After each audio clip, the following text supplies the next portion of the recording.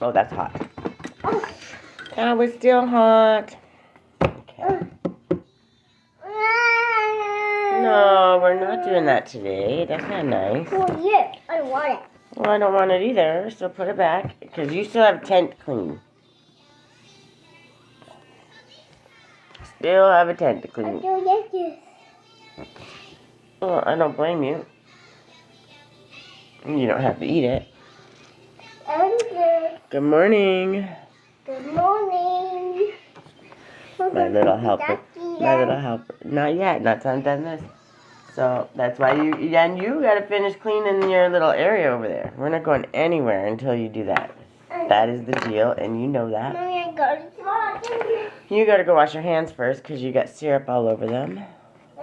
And my little, I just got my gift from a friend the other day. That was yesterday.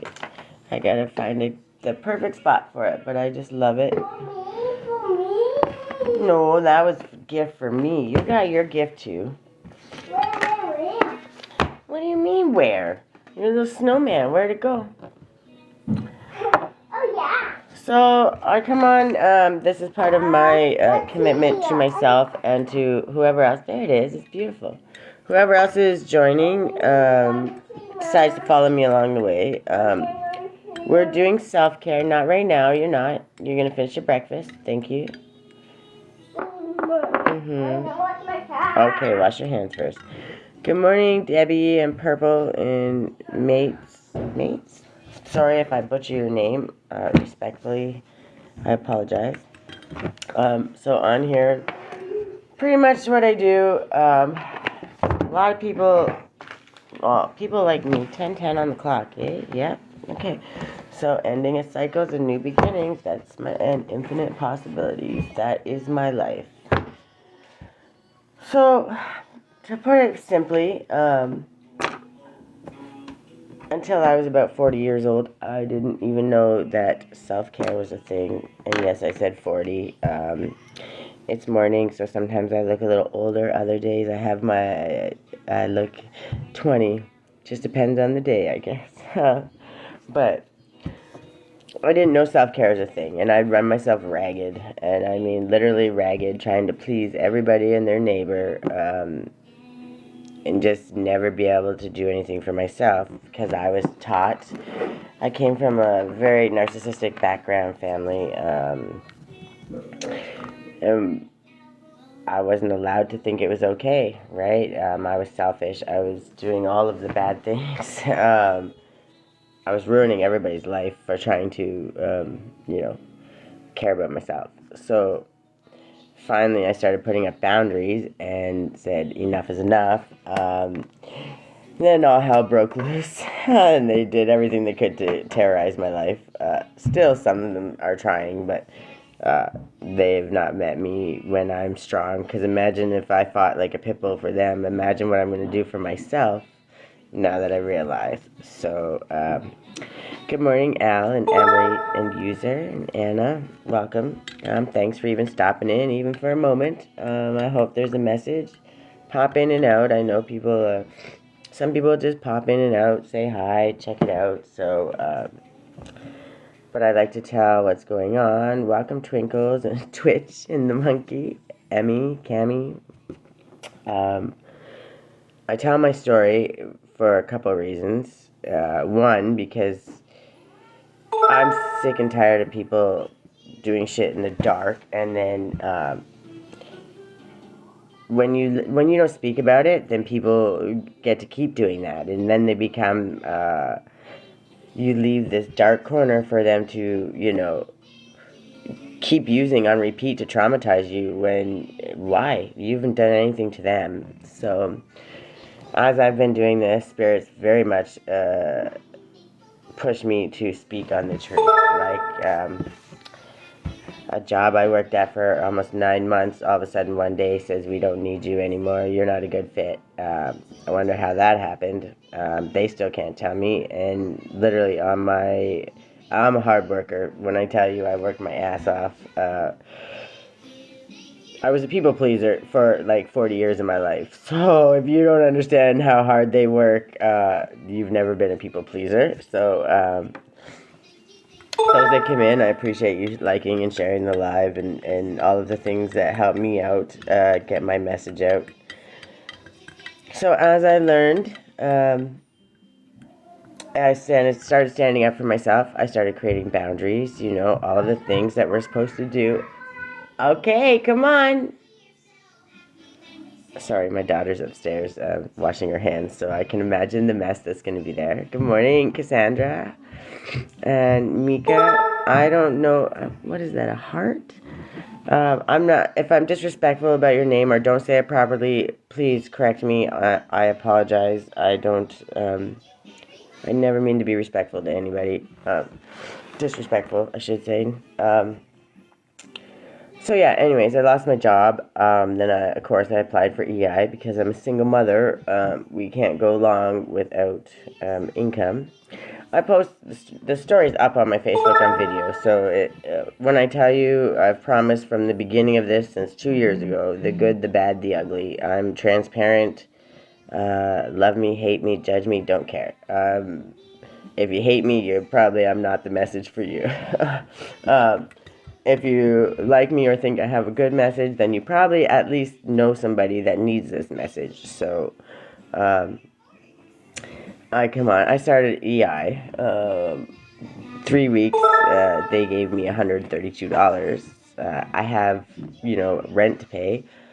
Well, they decided that instead of working with me, this place is called the Society of Hope, just so you know.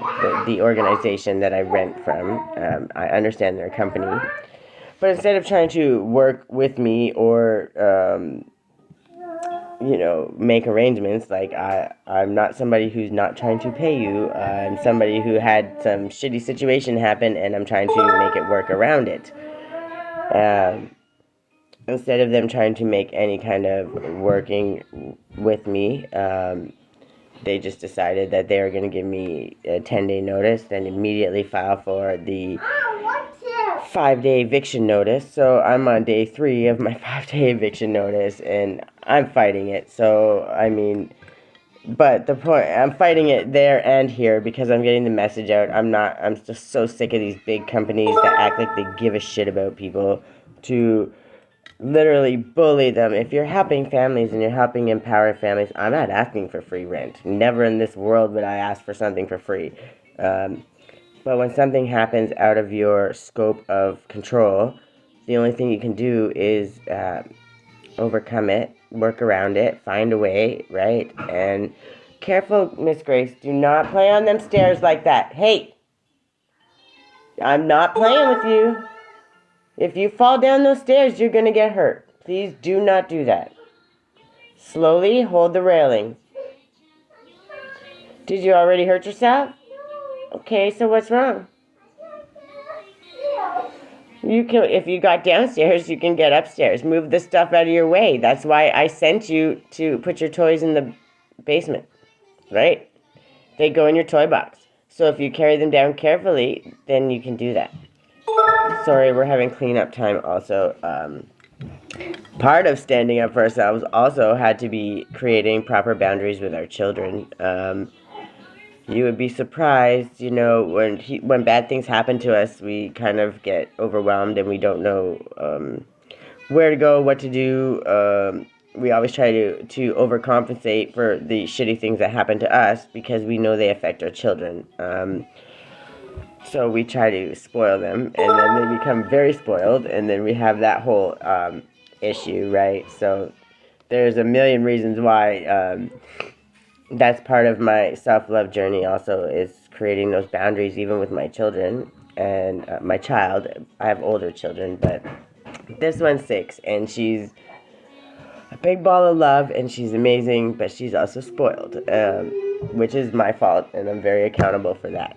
But and I think she should be spoiled to a certain point, but also she needs to learn boundaries, how to respect them, how to create them, and also how to clean her areas up, because I'm not her servant. So I don't expect her to clean my messes. However, she has to clean her own areas and stuff, and I try to do that because it helps her respect her stuff a little bit more. So anyways, they put me on a 3-day, on a 5-day. Sorry, my phone's ringing. I get a lot of fraud calls, spam calls, where they just call and then they hang up, and I get a lot of them because a lot of people like to mess with me especially when I come on here and I'm speaking the truth. So, I'm not scared of any of them. Don't worry about that. But anyways, this company is a big company. They collect $1 million a month, millions of dollars, I'm sure, a month in subsidy, which, for those who don't know, is government funding. And I know many churches, many organizations that collect funding and stuff from the government, and they give back to the community. I've witnessed it firsthand. I see it. I see it every day, and I know that they do, and I wholly support them. And when I get to a point where I can financially support them and give my time, you can bet your ass I will.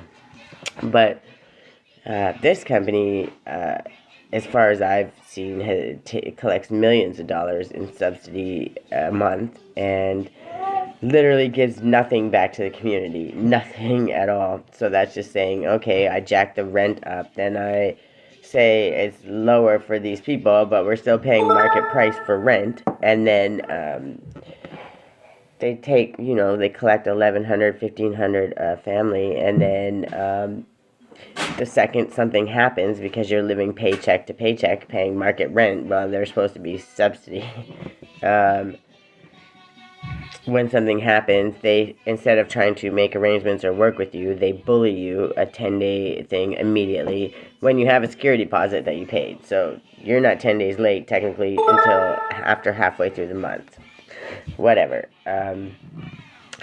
Then you have immediately a 5-day eviction notice. Now this is a place that's supposed to be empowering families and helping families. They knew I came from the shelter. They knew I came from an abusive relationship. They knew I came from a lot of things happening. So instead of, working with me to help me create the stability that we need, what they did was bully me. Except I don't think they expected me to fight back. They thought I was going to sit in fear, and so I didn't. I filed the dispute. Because at the end of the day, when I leave this situation, this scenario, I want it on record that these big companies are doing this to families that don't deserve it. And if you're collecting that much and not giving anything back to the community with it, then you probably shouldn't be allowed to collect that much, because there's other organizations out there that would love to help communities and would love to give back, and they're dying to give back to help people, and they can't do it because the big companies like that are collecting millions a month and literally doing nothing but sending it to the Cayman Islands. I don't know. I shouldn't have said that. I don't know what they're doing with it, but it's not going back to the community. And as much as I laugh, it's something that I'm speaking on because there's a lot of people that have been in my position, and even since I've moved in, I've watched a lot of people move in and out, and I was told, even by the neighbors, that that's unusual. People have lived there for years, the ones that are moving. It's a new property management, and it's also what happens when you put narcissists in places of power, right? So if you're a big company, well, big or small, to be honest, but the bigger you are, the easier it is to just let shit slide. And when you put a narcissist in charge, they might seem really ambitious and all that in the start, but then what happens when things are going smooth? Well, they have to create chaos so they can save the chaos, right? That's part of the mantra there. And when they do that, they mess with your people, your customers, your families, your employees. They do all of the things that you're not aware of because you're not paying attention. But at the end of the day, when karma strikes, you're going to be the one accountable when your business goes under, when your customers stop shopping from you, and you can't figure out why. It's because you're putting people in these positions that don't feel the rules apply to them, or will follow the rules to the point of, however I can abuse you. This is to the T, so now I can just traumatize you over and over and over until you're so ashamed that you're just going to duck out. Well, when that happens, and then you have people complaining about it and being upset and not understanding why somebody, not understanding why any company that would immediately, no, don't yell at me, that's not nice. First of all, finish cleaning your area. I don't yell at you. And that's right, so pick the rest of your area up. Once we're done that, then we'll move on to something else. Sorry, but yeah, when you have narcissists in these top tier positions, they will ultimately ruin your business, your company, and it's going to be you, the owner, that's accountable.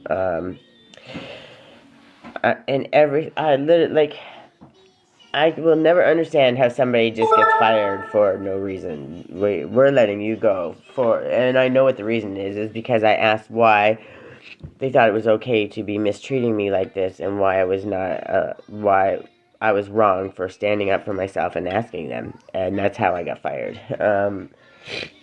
And that's the facts. Like, there's no other reason. Literally, and when they let me go, they couldn't even give me a reason. They said, you're just not a good fit.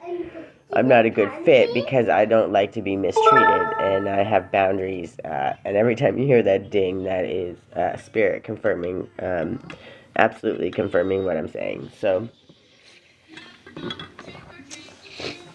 that was a biggest part of my self-care journey, was in my workplace, because I worked a lot of places where I was taken advantage of a lot.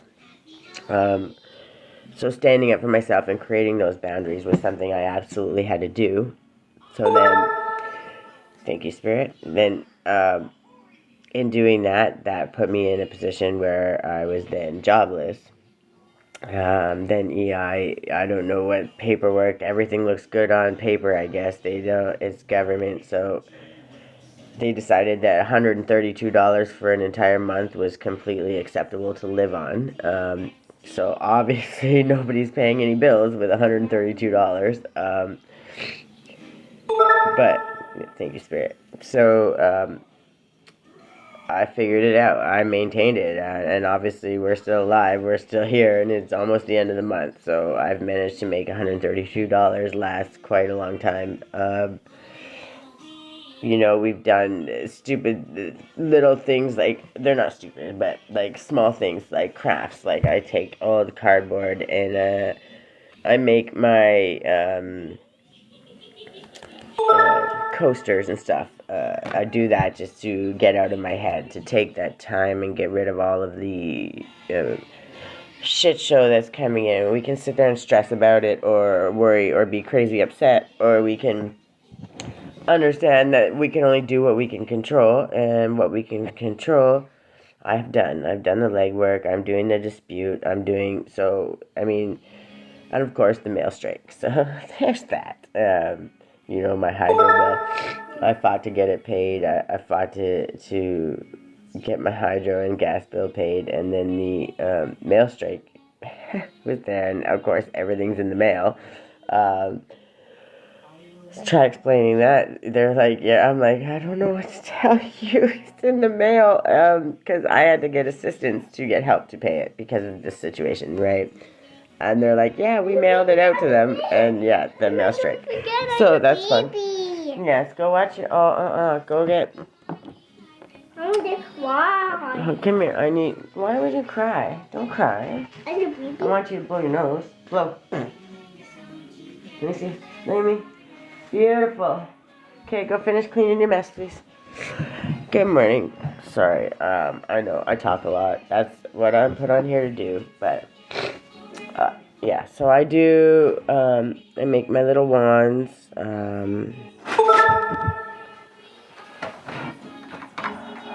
I make little ones. I make back up in the TV. I make little ones you can stick in your purse or whatever. And I don't care how spiritual you are on any aspect of the scale. What I think about when I do these are obviously aligning our chakras. We want to be in alignment because that's where our best manifestations and ability to manifest starts coming in. But also, wherever you are on the spectrum of spirituality, it's so easy to just look at these in your purse or in your pocket every time you touch it or see it, and just take a moment and be grateful, right? I'm still breathing today. I'm grateful for that. I have a roof over my head today. I am here every single day and I get to make things better in one way, shape, or form. Like, I'm thankful that my daughter's healthy, happy, strong. There's a million and one things that we can be grateful for. And the more... Okay, but I'm talking. Remember, we don't do that. You're still not done cleaning. Finish cleaning. Get it all pulled out of there. So I do that so we can be more grateful. I make my necklaces and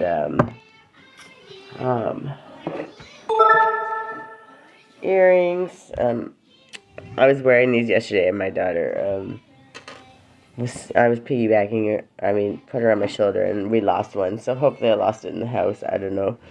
I don't think so though. And then small little things like this was a paint by number. It was $4. It's just anything that we can do to kind of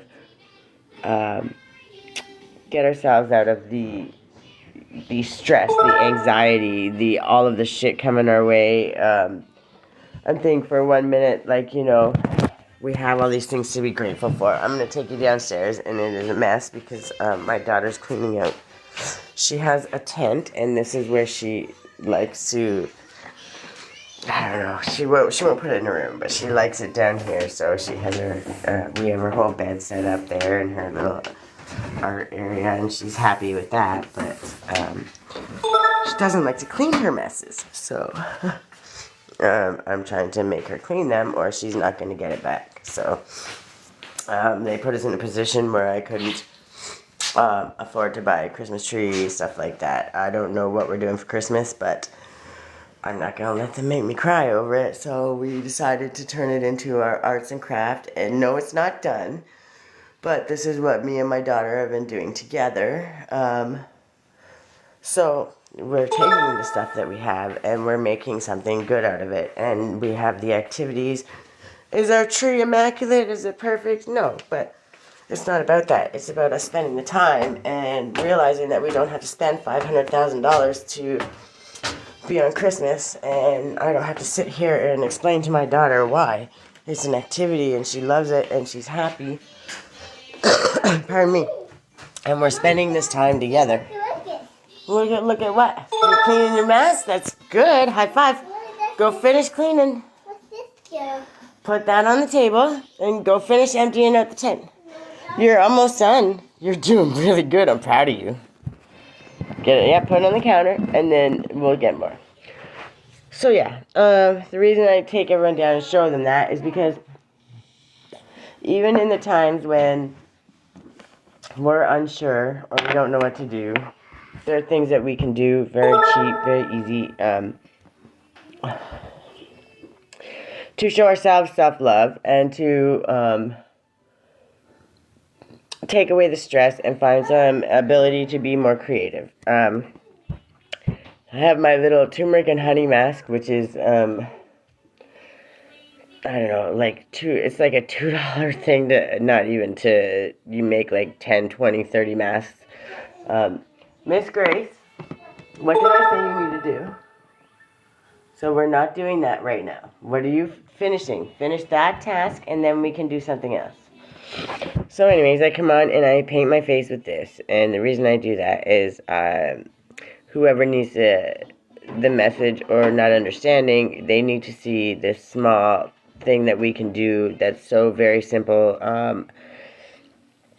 It takes, 2 or 3 minutes, and yeah, I'm on here, but if you're home, for that 10 minutes that you put it on your face, you can imagine you're at a spa, or you're, laying on the beach somewhere, like you have that that time where you can just close your eyes and imagine something and get the hell out of all of the other crap that everyone tries to throw your way.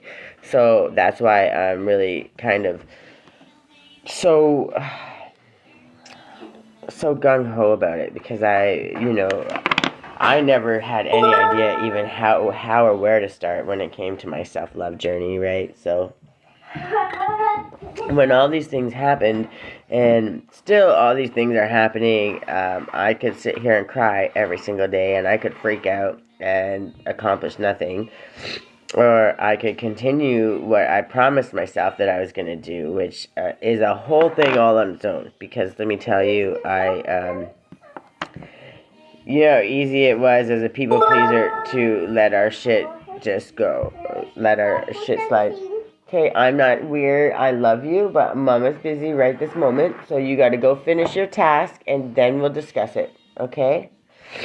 So, it was very, very tricky to let shit go, right? So, like, for me, I'd be like, I'm going to do this, and I'm going to create this habit, and then 3 days later, I've given it up because I've had to go run and do something for somebody else, right? So this commitment to myself, showing up, Spirit kind of pushed me doing this, but showing up every single day for myself, for everyone who needs it, not being embarrassed, having the confidence to paint my face on here and look just horrible, but I don't care, because most people aren't doing it on camera. Most people are doing it in their homes, and they're doing it and imagining they're laying on a beach somewhere. I just happen to be doing it on here because that's what Spirit called me to do. So, but this little $2, is not even $2 if you break it down, really. A small amount of honey, if you were to make, a couple tablespoons of honey and a teaspoon or a teaspoon and a half of turmeric, literally you can make this mask 20 times over. Like, it will last forever. So doing this, most people have it in their cupboard, so it's somewhere quick and easy. And this also helps with meditation. So, like, those people that can't quiet their minds, I know I'm one of them. The ones that struggle and they're like, I'm not sure what I'm supposed to do from here. What do I have to do? Well, when you're closing your eyes, imagining you're, in a spa somewhere or whatever, then you get to close your eyes and imagine, or just close your eyes and be quiet and be peaceful and allow the world to direct you and guide you, and the universe is there, the energy is there all around us all the time, and we block it out because, thank you, Spirit, because we're too busy in survival mode. We're not thinking what we can do for ourselves. We're not celebrating ourselves, all the things that we do for ourselves. What we're doing is sitting here stressing out, worried, crying about all the shit that's going wrong. And yes, there's some things we can't control. We can only do what we can do. I'm literally 2 business days into a 5-day eviction. And do you see me crying over it? No. I've done the legwork. I filed the papers to do the dispute, because I will have my day in court, and I don't care if they boot me up out of here at the end of the day. I pay my bills. Come hell or high water, it will get paid, and it's about them not making an arrangement and the way they're treating people in these situations. So thank you, Spirit, if anything happens at the end of this, no matter what happens, I'm obviously not going to stay living here, because I don't believe in a company that could mistreat people so easily. So no matter what, it does not align with what I believe. So I will be leaving no matter what, but I'm not moving till after Christmas, because I'm not about to traumatize my kid for anybody. Okay, it's not fair to her. She doesn't deserve it, and I'm not allowing that. But what I will do is have my day in court, and I'm going to speak, and at the very least, it may not make any change at all. Who knows? But if I had, the least I can do is put it on record that, what this company's doing, what money they're taking, and not giving back to the community, what money they're taking and not even keeping aside anything to help families in need when things happen. I'm not saying, they should pay my rent for free, but not even having the ability when I said, okay, so every 2 weeks when my EI comes, it will be this much, this much, this much. So in 6 weeks, everything would be paid even for both months and a good chunk ready for the next month. So it would even itself out fairly quickly until I found other work, right? And it's not like I said, I just can't pay you. I'm not going to pay you. I expect everyone else to pay you. That's not what I did. I did whatever I could to try to make that arrangement work. And instead of I got the condescending, we don't do that here, and we don't, just the way people treat people just makes me sick. Truly, it makes me sick. And I'm like, okay, so what if I said I'm just not going to pay you, and then I can still do this whole entire fight through court. I can still do this and not pay them a penny, and as long as I keep it in, thank you, Spirit. As long as I keep it in an account and it's ready to be there, then there's not a damn thing they can do. Do I want to go through that war? If I have to, I will. At this point, they've kind of... They're giving me no other option where I have no other choice but to show them when someone stands up how much hell they can create for somebody that's not doing the right things. Okay? Thank you, Spirit.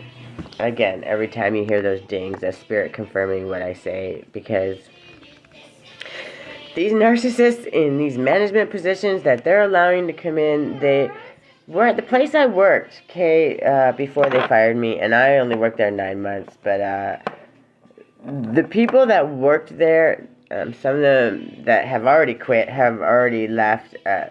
These people worked there for 19 years, 21 years, 23 years. Do you understand that that's a long damn time? Pardon me. You might want to rethink that. Look at me. You might want to rethink that. Do I treat you like that? So then take a breath. Anyways, my point here is, sorry, I might have a daughter home, so she's has her moments, and she likes to get feisty. You're tired? Did you say you're tired? Then have a nap. You don't have to, but I'm saying if you're tired, instead of being cranky, have a nap. Yeah, you're just saying you're tired because you don't want to finish your job. She has to finish the task, and she does not like being told what to do. As I can imagine, most of us don't. So yeah, anyways, this company, literally, these people work there for 10, 20, 16 years. Like, we're not talking people that just showed up for 9 months like me. We're talking people that have worked there for decades. Wanting to quit, literally worried because if they don't change, because this narcissistic manager, and I know it's not just them, but got a whole group of other people together, and they all decided it would be a great idea to change everybody's schedules to the point of they have to work the whole extra day. People have literally worked and stayed at this job because of the way the hours were, and that worked for their family and their lifestyle situation. So then this manager comes in and makes the decision that they're going to change this up and not give them an ultimatum, and they have to make the decision if they want to keep their 20-something year job or get fired. Like, what? And why would the owner of a company even be okay with that? Especially when people are complaining and very upset and not sure how they're going to live their lives. Whatever, that's what they're doing. But these are those things that narcissists do when you put them in management situations. And so it's so important that people need to understand that, right? And I'm only speaking on this stuff because if someone doesn't start speaking up about the narcissists in these big-ass companies, then when people come, like, you got a name like Society of Hope, and you're gonna bully a single mom who was fired for no reason, no fault of her own, waiting for EI, you're literally going to immediately go 10-day notice, 5-day eviction notice, in the middle of winter. So you're gonna make me homeless because I lost my job through no fault of my own. Like, I can't. Thank you, Spirit. I cannot, for the life of me, wrap my head around it, and I'm probably one of the strongest people I know, so, like, I fight back. I do, like, I will do the things, and I will do the legwork, and I'm resourceful, and I will find companies, and there's charity organizations, they will help me, whether they be able to help me in time, I don't know, but I know that was confirmation. I know they will, Spirit. I know God's not gonna let me go, God's not gonna let me go through trauma or any of the shit that they're trying to do to me, because I haven't done anything to deserve it. Which is why I'm staying in self-care mode. I'm staying in I love me mode. I'm celebrating myself, because I know every day I show up, no matter what people think, say, or do. I'm teaching myself self-love. I'm teaching my 6-year-old self-love. Whether it's us doing our hair, and no, we're not going to the hairdressers. We can't afford that shit. Whether it's us styling our hair, or making our Christmas tree downstairs, or going to feed the ducks. It's going to be an exciting outing, an exciting time, and it's going to be lots of fun done together. And those are the moments that keep me happy, they keep me healthy, and they keep her understanding that not everything is about stuff. Not everything is about acquiring more and more stuff. So if we have to buckle down, and we have to be cheap, and we have to find a way, then that's what we're going to do. But I'll tell you, I will not let a place that, just because they collect $1 million a month, bully me when I've done nothing wrong to them. So, thank you, Spirit. So, part of this, I'm doing this, is a commitment to myself, first and foremost, because when I have to show up here every day doing this, so we can create better habits, I let go of all kinds of bad habits. I quit smoking, I quit drinking. I quit drinking a long time ago, and I didn't do it even on purpose. It just kind of happened that way. It's not that I would never have a drink again. I just have stopped, and I have a 6-year-old, and I don't want to risk being drunk or out of control at any time when she's in my care. And I'm a single mom, so we don't get much free time. So, yeah, I don't do drugs. I don't drink. I quit smoking. I do vape sometimes. I dropped it all the way down to like 3 milligrams, and I think in a month, like if you were to buy a little thing of vape juice, I think I go a month or a month and a half before I have to replace it. So if people vape, they know that very much I'm not vaping even that a lot. And I'm still trying to decide if it's the habit, the actual habit, like the hand-to-mouth habit, or if it's the nicotine, because I'm down to 3 milligrams, and I don't really feel like I need the, like, I don't think it's like the buzz or the whatever you're supposed to get from it. I don't think I need that. So I think part of it is the actual just the thought process of it. So part of it's also me experimenting, trying to learn and understand that, so I can help learn and understand the mindset of addiction. If that's empty, where does it go? That's right. Go get it done. Thank you very much. Hurry, hurry, hurry while you're paying attention. Focus, focus, focus. Well, we'll talk about that after. How about you put it in the garbage, and then we'll talk about it. So I got about 5 more minutes. I'll leave this on. Then I go upstairs and we wash it off. But then I spend that time in the mirror doing my affirmations. I am beautiful. I am wonderful. I am grateful. I am happy. I am kind. All of those things. Letting God know what I'm grateful for. I spend that time. And I teach my daughter that too. She likes to come up with me and Sometimes it's a little slower with my daughter, but she does. She tells God what she's grateful for. And sometimes it's just her toys.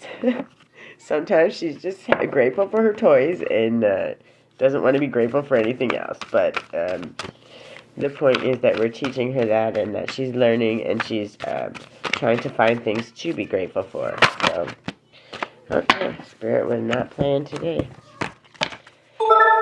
So, let's see, because I have a feeling there's probably at least one or two that show up every day, even though I shuffle. Spirit, as a story to tell, there's a story to be told. So, good morning, Tamara, Guitar Man, Natalia, Megan, Cassandra. Welcome, and Cassandra, welcome back. I know there's a couple that keep popping in and out, so if I miss you, it's because I'm reading a lot, or talking a lot. Either way, Spirit confirming that I can talk. But I have a lot of story to tell, so for those that listen, not only do I have a lot of story to tell, I overcome a lot of crazy shit, and I have overcome a lot of crazy shit. And if you don't believe me, go back in my videos, I talk about them, and if you go back to the first 20 videos I ever posted, it was the novel that I wrote about my life, the earlier years of my life, and the novel that burned down in the fire with everything else I owned.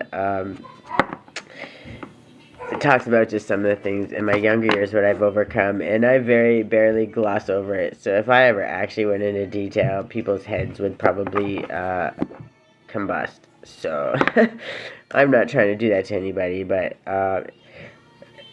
you can see my journey on here. It's very clear. I'm transparent, and I don't care what people think. I'm going to tell the truth, the whole truth, and nothing but the truth. So, there's good morning, Megan, and Addie, and Fatima, and Ella. Okay, so take rest. A field that has rested gives bountiful crop. Now, this one for sure has come out just about every day. Take 10 minutes out of your day to quietly observe the world around you. How can you cultivate this calm energy during times of stress? Now, this is something, this was actually part of my lesson for the last, since December. So, yeah, probably about a year.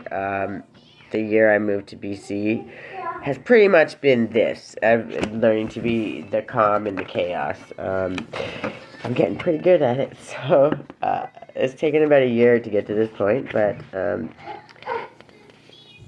it's taken many, many years to even get to that point. So that's why, thank you, Spirit. That's why when I say the things that I do, I try to say them very clearly so you can understand that if you're not understanding me, no, why are you doing that? You know that that's not acceptable. You can have a hug when you apologize because that wasn't nice. I'm sorry. No, I don't yell in your ear, right? Mommy, what do you do? You like my face? Are you laughing at my face? This is a face mask. You can do a face mask with me a little bit too. No, thank you. No, thank you. Okay. So go watch your show and then you can come up with me. She just wants to say hi to everybody. She loves the camera. So at some point here we will have to let her come on and say hi because she's just a beautiful little ball of love. Even though she yells at me all the time. So be faithful to that which exists within yourself. And that's Andre Guide? I think Guide. We're going to go with that. Yeah, confirmation. So we're going to roll with that. Good morning, Hayden. Return to an affirmation throughout the day that reinforces the parts of you that you would most want others to know. I am strong. I'm resilient. I am capable of anything. Now, like I just added the two words, but whatever resonates with you, whatever you want people to know about you. I'm resourceful. I'm warm. I'm kind. Whatever it is. Say that one throughout the day, and say that one when you're looking at yourself, so you can see yourself, and so you understand that you're not only visually. You're not only hearing yourself, you're visually seeing yourself say that to yourself. So your subconscious starts to recognize that, and your subconscious starts to say that to you, even when you're not sure. And at the end of the day, when it does that, it helps reinforce it, but it also helps keep you out of survival mode. It helps keep you out of fight or flight. It helps. You're gonna hurt yourself. Don't do that. It helps keep you from all that stuff, and that's the biggest goal we want here, is to keep everybody out of fight or flight or survival mode, because when we're there, we can't process anything as well. Good morning, Anthony. Elia Daily Paper. Sorry, I think that's how you say it. Yeah, I'm a little sick too. I'm sending you love. What kind of sick? Do you have the coughs? Are you congested? I can give you some quick, easy ideas. Quick, simple teas that you can make that will help make you feel better. That I can for sure do. Okay, so solitude is where I place my chaos to rest and awaken my inner peace. Amen. And that one is by Nikki Rowe. In one hand, you hold your wildness. In the other hand, your quietness. Draw from each hand as needed. Amen. So it's okay to be calm. It's okay to come back to your peace. But what it's saying is when you have to get wild and no, not crazy like we're trying to kill somebody, but when we need to stand up for ourselves and we need to stand 10 toes down, we absolutely, thank you, Spirit. We absolutely are allowed to do that, especially when it comes to reinforcing our boundaries and making it very clear that once you cross those boundaries, you can't unring that bell. And once you ring that bell, you know that line of respect and how I deal with you moving forward is going to drastically change, right? As it should, right? Thank you, Spirit. Okay. So, people who love themselves don't hurt other people. Thank you. The more we hate ourselves, the more we want others to suffer. Dan Pierce. And I'm speaking on that because anyone who's even heard, well, anyone that's known me longer than 5 minutes knows, even when I was upset, even when I was really, really, truly hurt, I never wished harm on somebody else.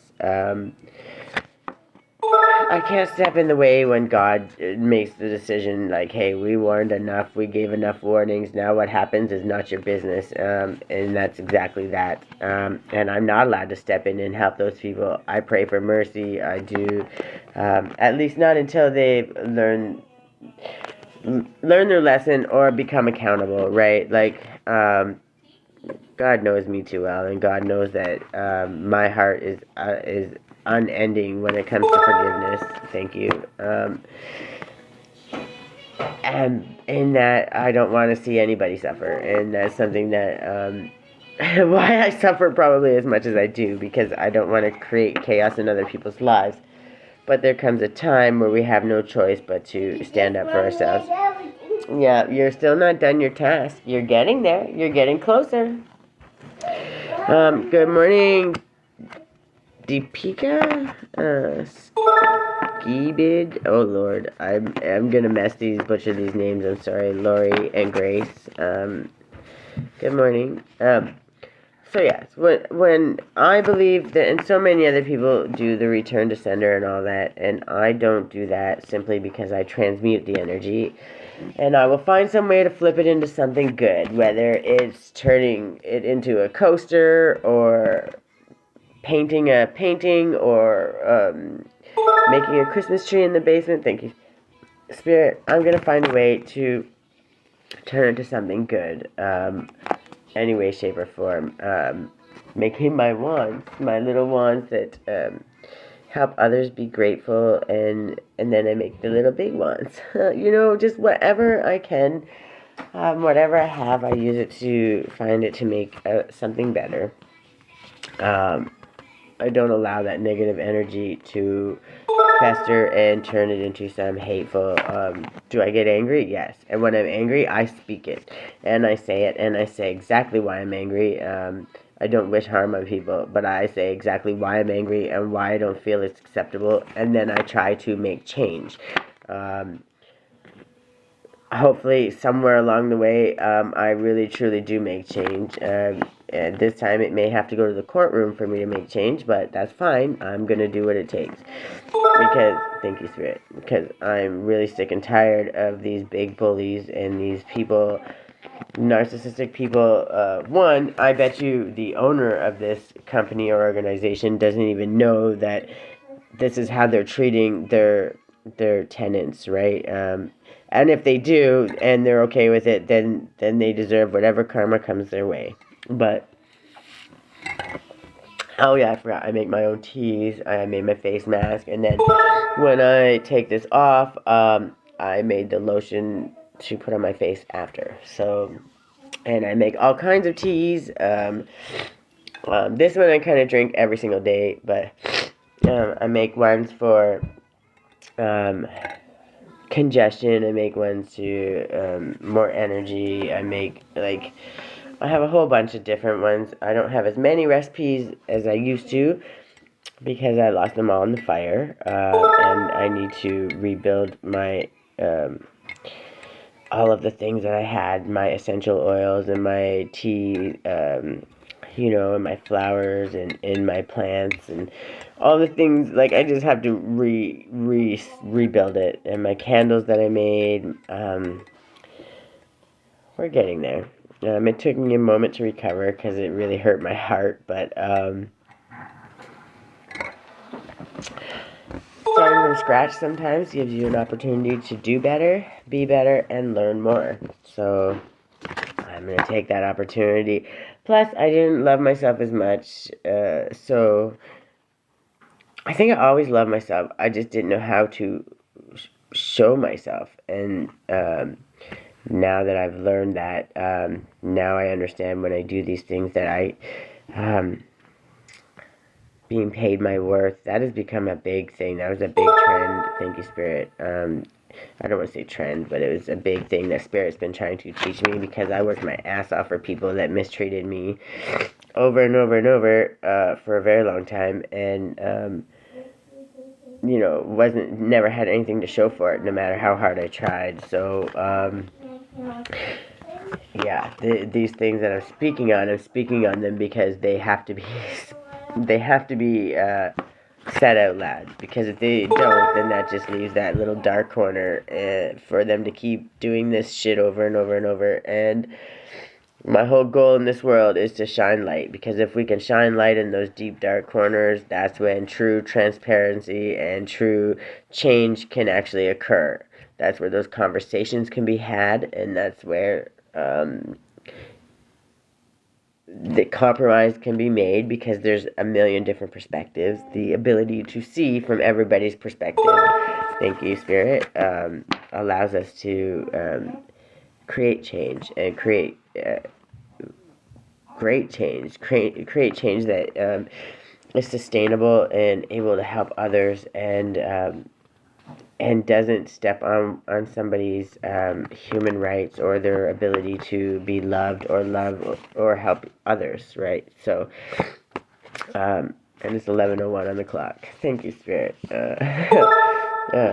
Confirmation, when I'm saying what I'm supposed to be saying, or saying it the way they want me to be sharing it, then there's always a ding ding or a number confirmation. Me and angel numbers, I'm led by them, and when I tell you led by faith, it's to say the least.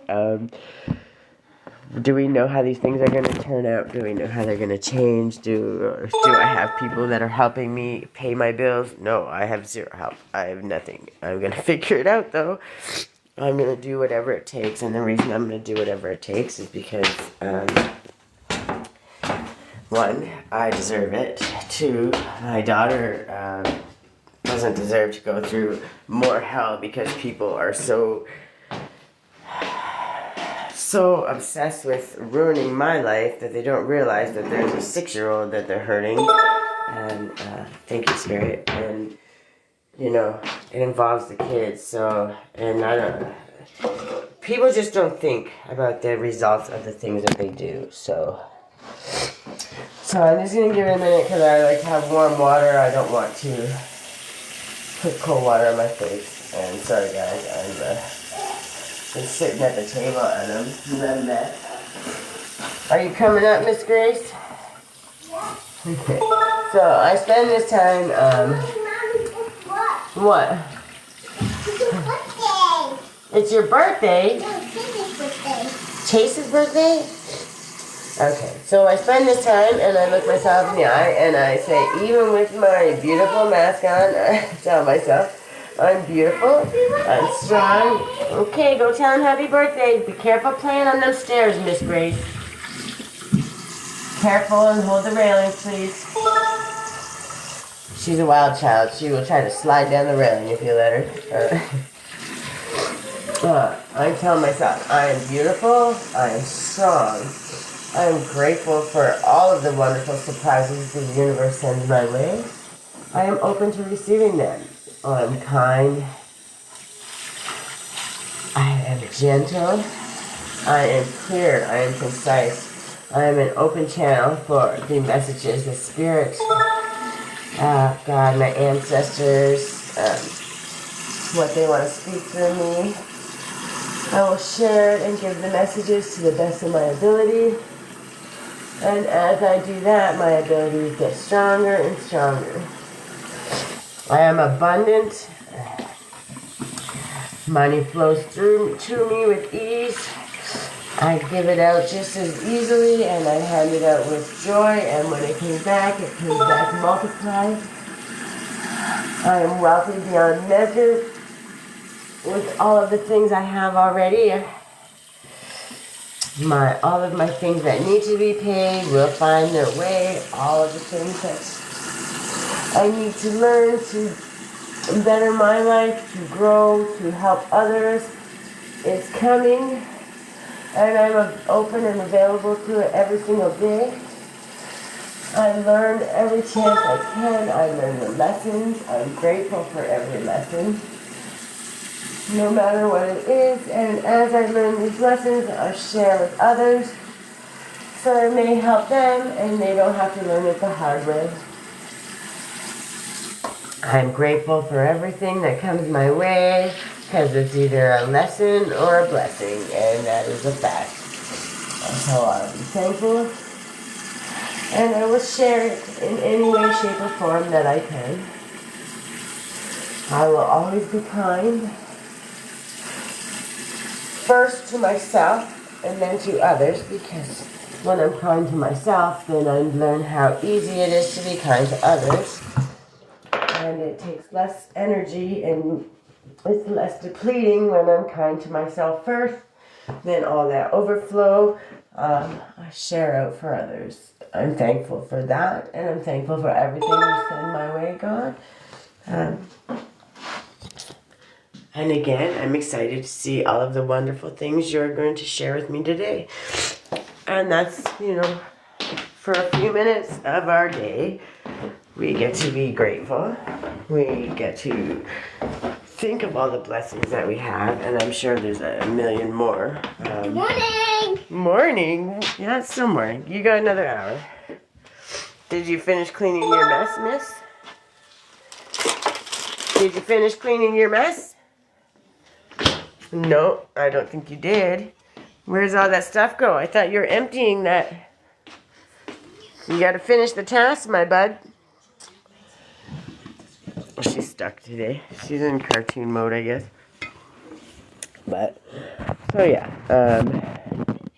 As you can see, it didn't hurt my face. It's not gonna do anything, and it's gentle enough that you can do it every day.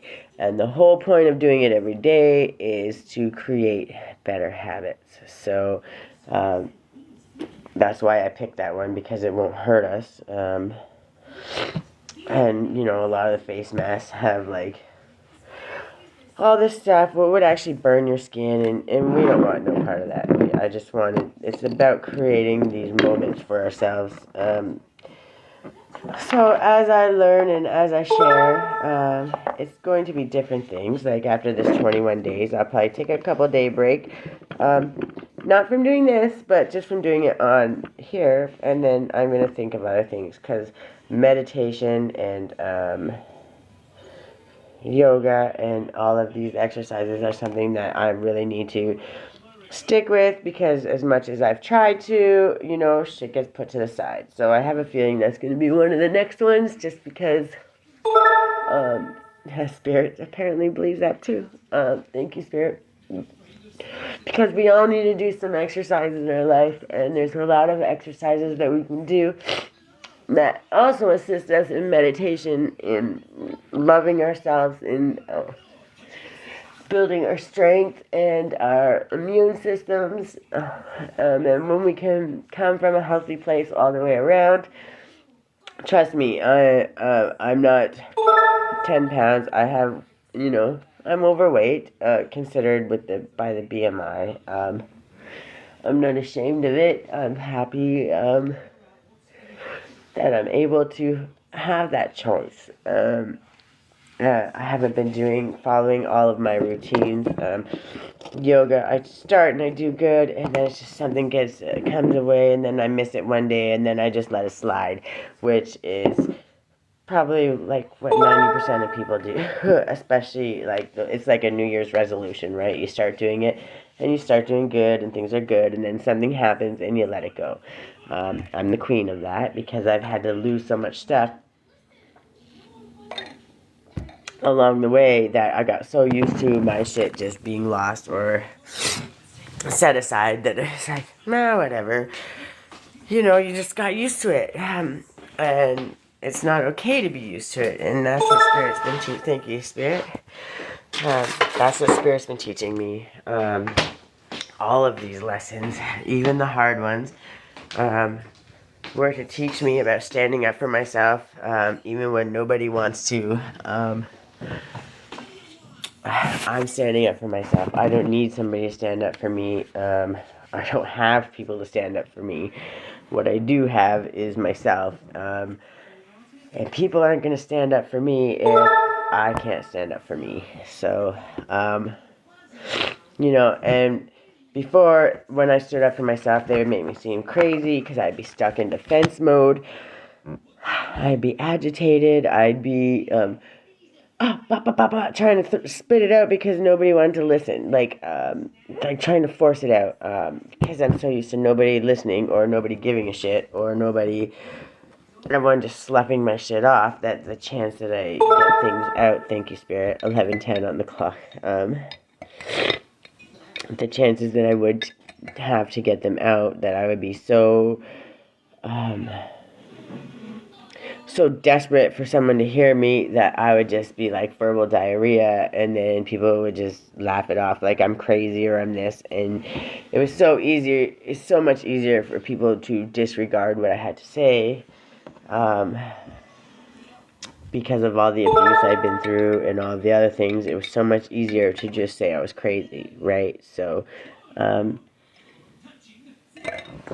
which is fine. People are going to believe what they want, and I got to the point where it's like, I don't care what they believe. What I tell is the truth, to the very best of my ability. And if I learn something's better or something's different, and it changes my outlook or how I think, then I'm the first one to share that. And I apologize if I'm wrong in any way, shape, or form. So, which is more than most will do. So, 11:11 on the clock. Thank you, Spirit. And I apologize because I've still been sick, and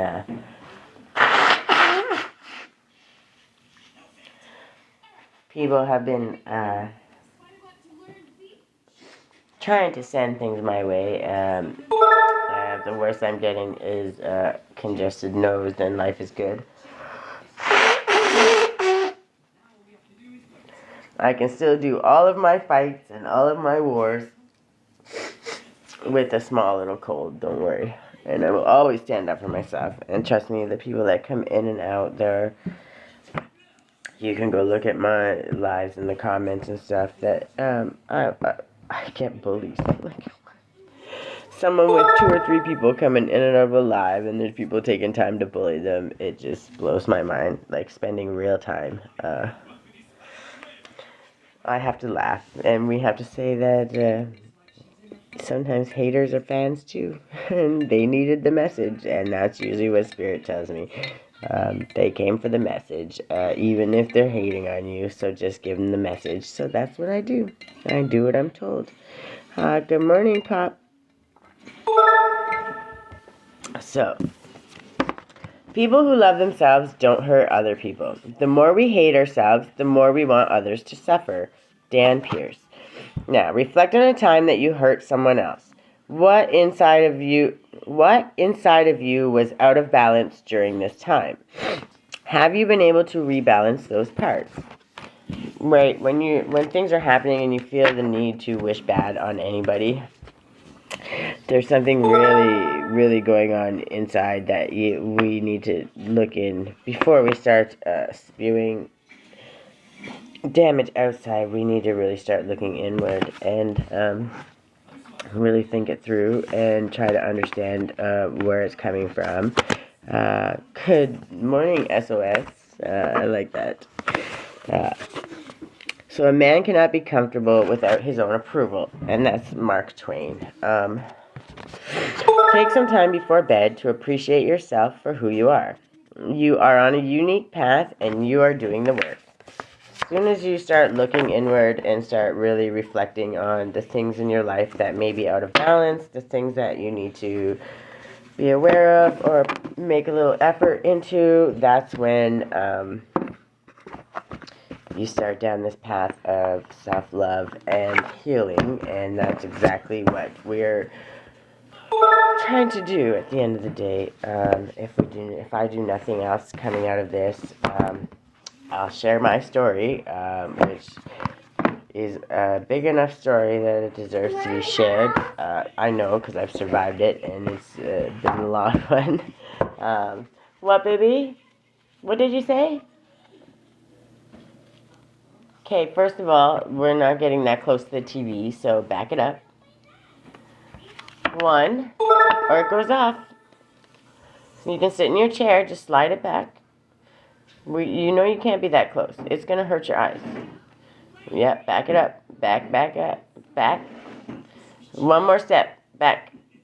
There you go. That's better. Sorry, we have to play tug of war with how close my daughter can be to the TV. Otherwise, she'll be this close. And that's not okay. Good morning, Haley. Good morning, Sarah. So, we need some gratitude. Who doesn't need some gratitude in their life? I try to make it a point to speak what I'm thankful for multiple times a day. I'm teaching my daughter, not just myself, and I'm affirming it, and the more I do it, the more I feel grateful, and the more grateful I feel, thank you, Spirit, the better we all are. Okay, we're going to have some reflection. Is that it today? I know you gave a couple extra self-care, so I'm okay with that. I'm going to give it 1. We're not dropping a whole pile. Sorry, Spirit. I know you want all of the things, but we have to be realistic. I'll let you do 1 more. Last shuffle. Okay. Sometimes, yes, I have to fight with Spirit because they like to keep the fight as they ding and confirm. Yes, they like to keep the feisty in me because at the end of the day, that's where I'm at my strongest. So when there's a little push and pull sometimes, it's because Spirit knows I have to have the little game or the little fight back to keep me motivated. It's kind of fun. Even you're right, agreed, Spirit. Even when I have my conversations, even when I pray, even when I do the things that I do, I pray differently because it's like a constant conversation, right? I'm always talking. And how what works for you and how you talk to yourself, how you talk to Spirit, how you talk to God, how you communicate is all your own. So don't let anybody tell you, thank you, Spirit. Don't let anybody tell you that you're wrong. If you know you're talking to Spirit and you know you're talking to God, you'll feel it deeply, and you'll feel it, you'll know like I tried to explain to somebody, like when I talk to when God's talking to me, talking like back to me, um, he makes me want to cry, and it's always because it's God being fed up and telling me, no, I've done your mercy thing, I've done your patient thing, I've done all of the things you've begged me to do. Now it's not your business, it's not your job. What's going to happen is let it be. It's not your business. But he knows that I cry because I know he's fed up and there's nothing else I can do at that point. And it hurts my heart, and he knows it hurts my heart. But he also knows what damage has already been done to my heart. So when he finally says enough, I cry, but I cry because I know that there's nothing I can do to change it. And as much as he loves me and as kind as he is, and as much as he's protected me this entire time of my life, and he has saved me from some shit, he knows that when I'm asking for those things, it's because I truly do love people that much. I truly do want to see people win and succeed, and I don't care where the hell you start from. I want to see that. Thank you, Spirit. And so it hurts my heart to know, like, people that I care about have to suffer in any way, shape, or form, which was why I was a people pleaser and why it was so easy for me to throw my shit away.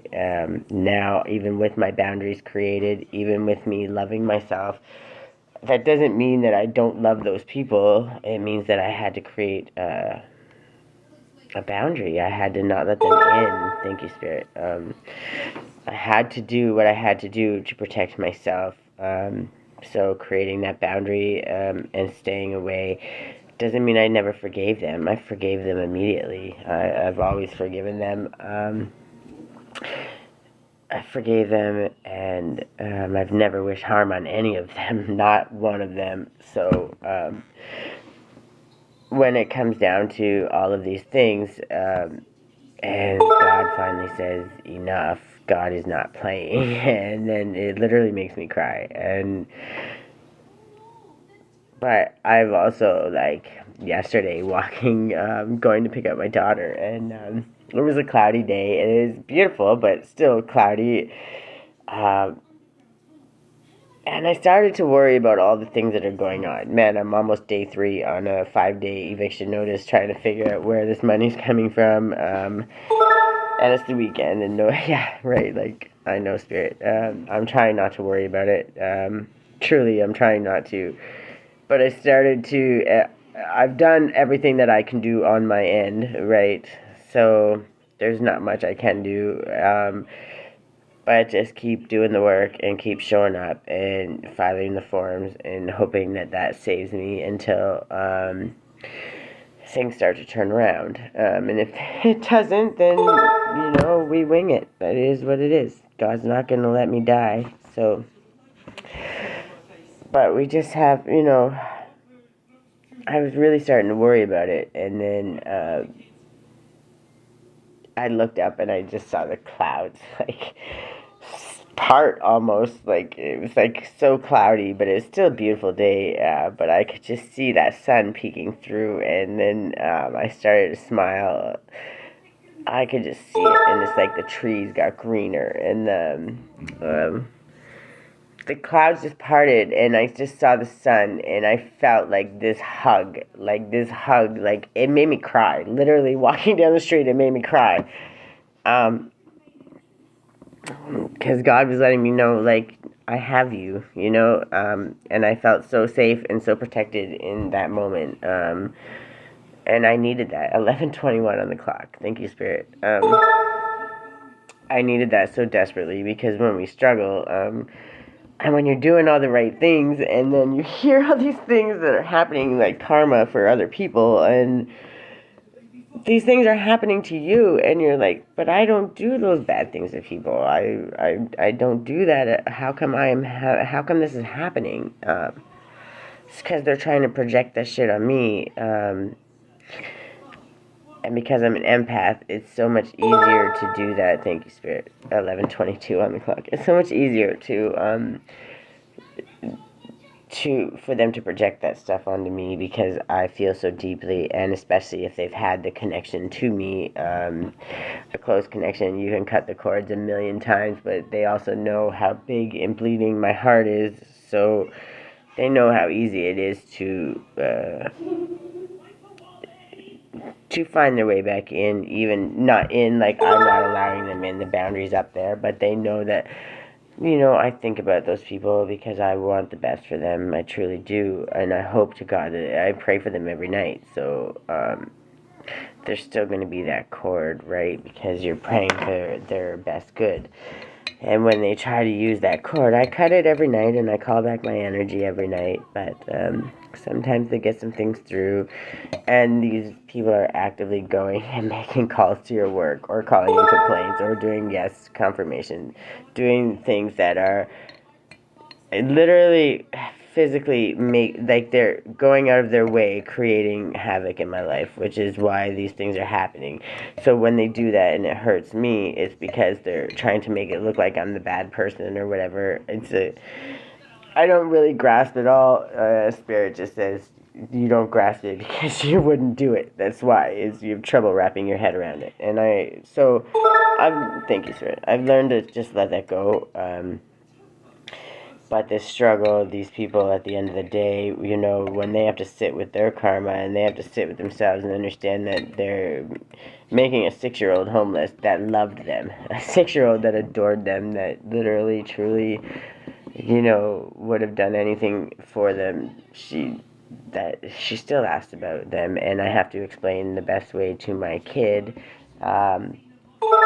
how these things happen and how to overcome these things. So it's not something it's not easy, right? Hi, Dee Dee. Hi, Tiny.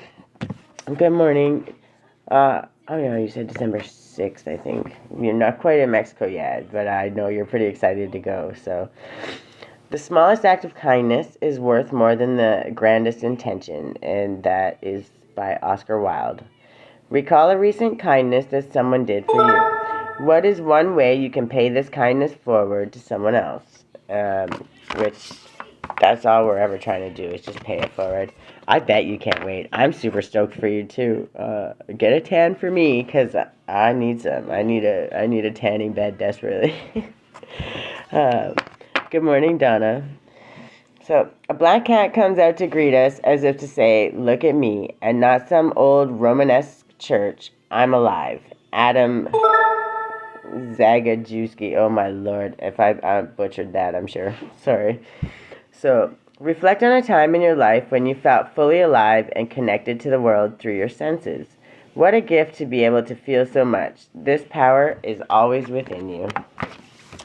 And it's true. Once you take a moment and step outside of all of the shit people try to pile down your throat, it's very, very easy to, sit back, relax, and enjoy what you have. When you have your family and your friends and the people that actually care and want to see you do well, those people will support you. And if they don't want you to see you do well, it will show very, very quickly and very easily. So I've learned this the hard way multiple times. So when we learn things, as we learn, we grow, and as we grow, we share. Whether it's with knowledge, financially, with gifts, small little trinkets, with thoughts, with just praying, just prayers, it doesn't have to be always the same thing. It's all about being the best we can possibly be for ourselves and for everybody else. Good morning, Marianne. Get off that chair, Miss Grace. Are you trying to break your head? You know what happens when you fall. You've already done it. Ooh, I like it. You need to what? I can't hear what you just said. This is our home for now, yes. It's not our forever home. It's not our forever home. But it is our home for now, and probably till after Christmas. Will we find our forever home? Mama's trying to find our forever home. I am looking, and when I find it, see, Spirit confirmed it. It said, yes, ma'am. When I find our forever home, you'll be the first to know. I promise you, okay? But for now, this is our home until Christmas, so what do we have to do? We have to take care of it, right? We keep it clean, right? So are you going to finish your task today? What? Your task, you clean your tent. That's part of the agreement, remember? No, well, let's not focus there. Focus inside the tent. Get everything out of it, remember? So we can clean it and then get everything washed and your sheets all washed. Yeah, that's the way we do it. Good morning, Danny. So, we got stepping through, and that's the veil. Obviously, once we look inward and we really take that time with ourselves, we become a more aligned, a clearer path to Spirit. Thank you, Spirit. We become a clearer path, a clear connection, and it's a lot easier to step through and take ourselves out of all of these other worries that will always still be there if we allow them to be, or we can step through and find a way outside the box, right?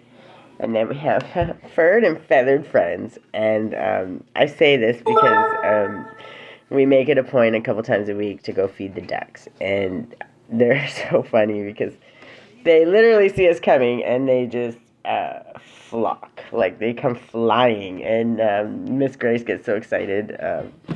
It just makes me giggle too. They know we're coming, and we bring bird feed, so we're not, we're trying to feed them stuff that's not going to hurt them.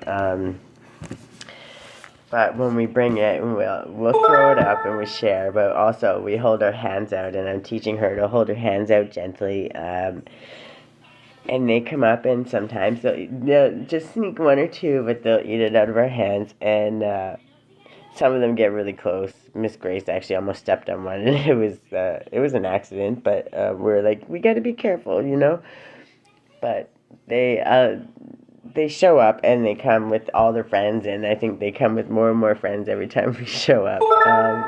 Spirit just confirmed that, so they do. They're sneaking up with their friends. But those are our spirit animals, and those also, they help us get closer with the universe and get closer and more grounded. They keep us here and in the here and now, and they raise our vibrations naturally because they're doing what they do, and they're doing it without the need for attention, without the need for all of these things. They're doing it because that's just what they do.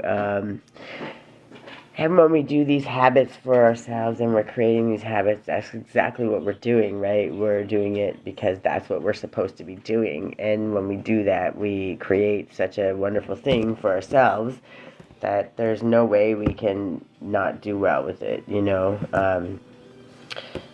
Doesn't matter who shows up and watches right now, because the people that come, thank you, Spirit, the people that come are the ones that need the message, whether it be small or big. And they'll know where to find me, and when they really get fed up of all the shit that's going wrong in their life, Spirit's gonna say, well, I've been trying to show you, and eventually they're gonna have no choice but to have to come and hear the message that I'm saying. And when they do, and they start actually trying to take action, they're gonna see some pretty drastic changes in their lives, and I can't wait to see that happen. Good morning, Al. So then we got crystal keys, and that is, as you can see, where this is working, right? That helps clear our alignment, helps us have a clear connection, and of course it says crystal keys, which is why I always keep my little ones that I make. And I make them because it allows me to create them and understand what each one means. And when I do that, thank you, Spirit, 11:31 on the clock. I love confirmation. So when I get to learn about them, I learn what they do, and I can use them more appropriately when I'm using them to give as gifts or share with people or even for myself. So, and then vulnerability. If we haven't noticed, I am pretty vulnerable. I say the good, the bad, and the ugly. Thank you, Spirit. And I do that because people have tried to make me shamed my whole life. They tried to shame me, terrify me, tell people I'm crazy. They've done a million things to make it so much easier for them to slough me off and not give a shit about what I had to say. And now I don't care who gives a shit what I have to say. I'm doing it for me. I'm doing it for Spirit and those who show up and come along. So thank you, Spirit. And they will. My message will change as we go, and as I get stronger and my connection gets clearer, which nobody can stop anymore. They've tried and tried and tried. The only people that can stop it is myself, and that's not going to happen because now I understand my power. And once I understand my own power, nobody can take that from me. So, and I use my power for good. Always, I use the power that I have, my voice, for people's good, not to hurt people. So, if more people did that, then we truly would be in a really wonderful place. And that's where I'm trying to get us to, one way or another. Okay, so I'm going to read these kind of out of order, but only because it's easier. Thank you, Spirit. And 11:33 on the clock. So he put it's there in order. Okay, so we got our crystals helping us be a connection. We're also using the animals as our tools. That allows us to step through and be more vulnerable. So actually, you put it just in order, right? I got you. Thank you, Spirit.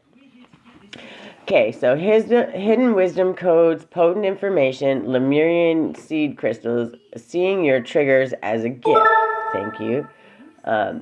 Thank you, for sure.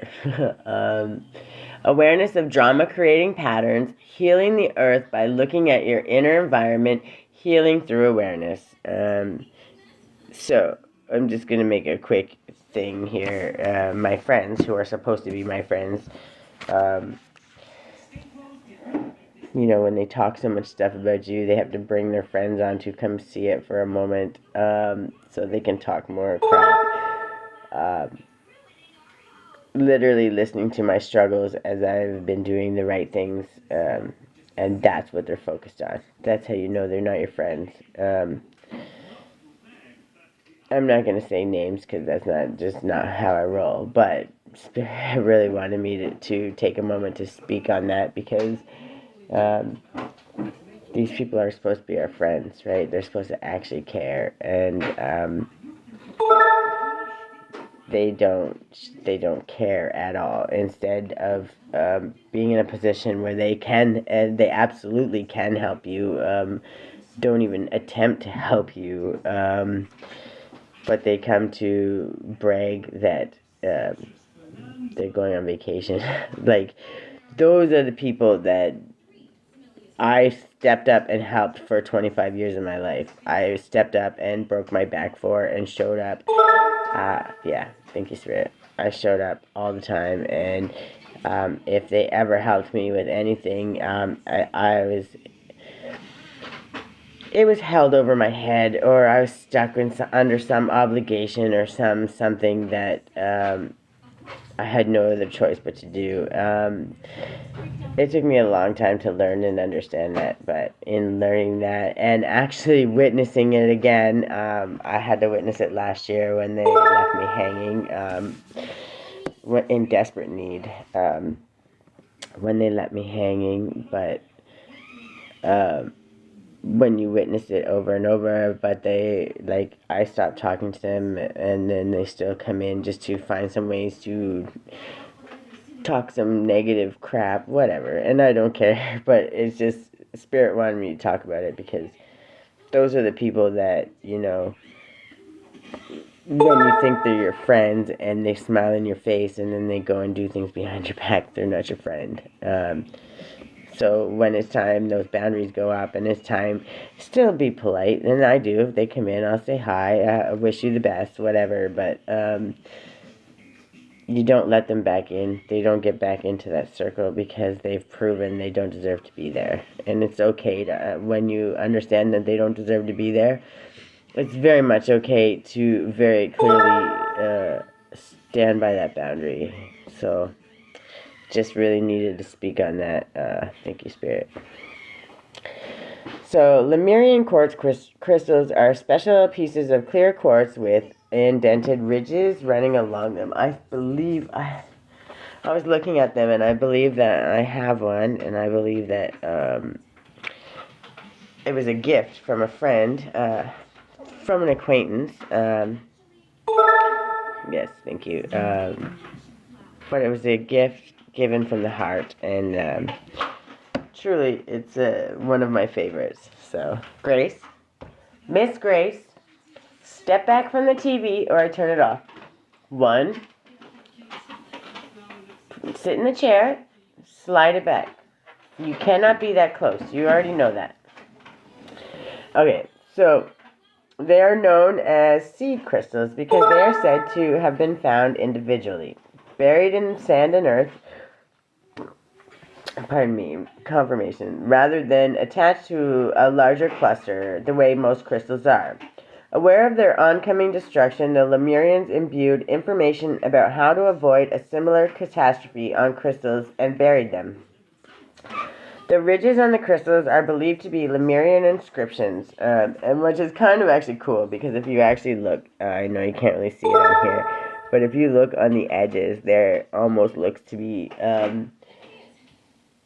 I don't want to say hieroglyphs, but looks to be like different shapes and forms that are definitely there and don't come off on many of them. So that is actually interesting and maybe worth some research because that stuff fascinates me a lot. Good morning, Celine. Okay, so the ridges on the crystals are believed to be Lemurian inscriptions. These crystals are reappearing now as the knowledge is again relevant. This card is about deciphering wisdom codes. Nope, I'm talking. Go finish your task or the TV goes off. Well, you're not going to get anything if you don't finish that task. We will be here all day and we won't even go feed the duckies. You know why? Because this is a small task, and it should only take you 5 minutes, not even, and you're not even attempting to do it. So do you want to miss our fun outside with the park and the ducks and all that good stuff? If you don't, then you need to clean your mess. Okay, so this card is about deciphering wisdom codes. We may wonder how to access information regarding our spiritual growth as we navigate our everyday reality. This wisdom comes through inner paradoxes when we are truly present, awed, and in creative flow or a state of surrender. It may come as riddles and in the most unlikely places. Zen Buddhism taps into this using koans, paradoxical statements the mind cannot fathom to bypass the traditional understanding and allow spiritual epiphany and a deeper knowledge of the soul to surface. Key wisdom codes can come to us when we are triggered. They are accessible in those moments, and when everything becomes more emotional, dramatic, or painful than it needs to be. Here, when light shines on our shadow, we are graced with significant insight into places we can grow and evolve from. Although it might take courage and a healthy dose of self-awareness to embrace the wisdom of those moments, it's amazing how much energy, freedom, and expansion comes as a result of deciphering these bubbles of information, tailored especially for us. Thank you, Spirit. 11:41 on the clock, which is 7 numerology, lucky, spirituality, going inward. Thank you, Spirit. I got the message. Sometimes insight is so perfectly constructed within a scenario that it gets right into our most tender spots for perfect healing. These are potent codes, as all personal power struggles and ego problems affect the bigger picture of how the world operates. Our shadows are unresolved with the wisdom codes. Avoidance makes them spiral out to aid the construction of a world we don't actually want, both individually and collectively. When we see this information as the gift that it is, I'm talking, you know where your water is. If you clean out your tent, if you clean out your area, what you're supposed to be doing, you would find it very easily. Well, have a look. Finish cleaning it out, and I promise you're going to find it. When we see this information as a gift, as the gift that it is, we can cultivate presence and begin to see between the lines of our inner workings. The world needs as much light as possible, so we do not have a repeat of what happened in Lemuria. Let's allow ourselves to see our shadows as an opportunity to bring more light into our being and heal the world from these dark foundations. And then the divinatory meaning is, be inspired to find the wisdom hidden in those times when you feel triggered. There is so much information within our raw and intense reactions that when you choose to be present with what is coming up and peel back the layers, great spiritual insight will unveil itself in a way tailored just for you. If we could all learn to see our triggers in the bigger picture, so much confrontation and upset would be lessened. Power struggles and fear would diminish, and we would see greater compassion across the planet. Perspective and misunderstanding would shift, and the way people want to be loved would be experienced without distortion. These are the seeds for peace on earth. Amen.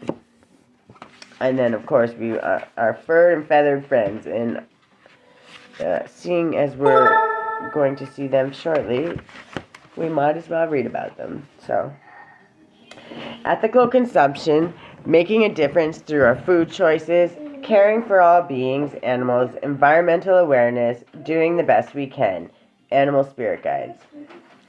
Animals are intuitive and sacred beings that walk the earth beside us. They are the wisdom keepers of many earth traditions and some of our most loving companions. They have much to teach us, and yet the way some species are treated is quite unbelievable. As we become more empathic and our sense of compassion expands beyond that of our own family and community sphere, we start to see other beings and the quality of their lives as interconnected and equal. We may be inspired to align our actions with our compassion to minimize the harm we do to the planet and all their inhabitants.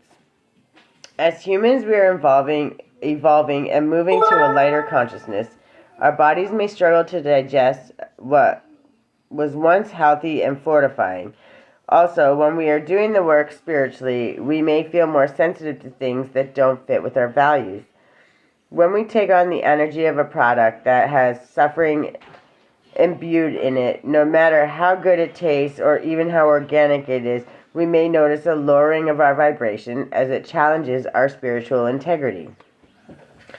This is not to say, thank you, Spirit. This is not to say that there is one way of living and eating that everyone should adopt.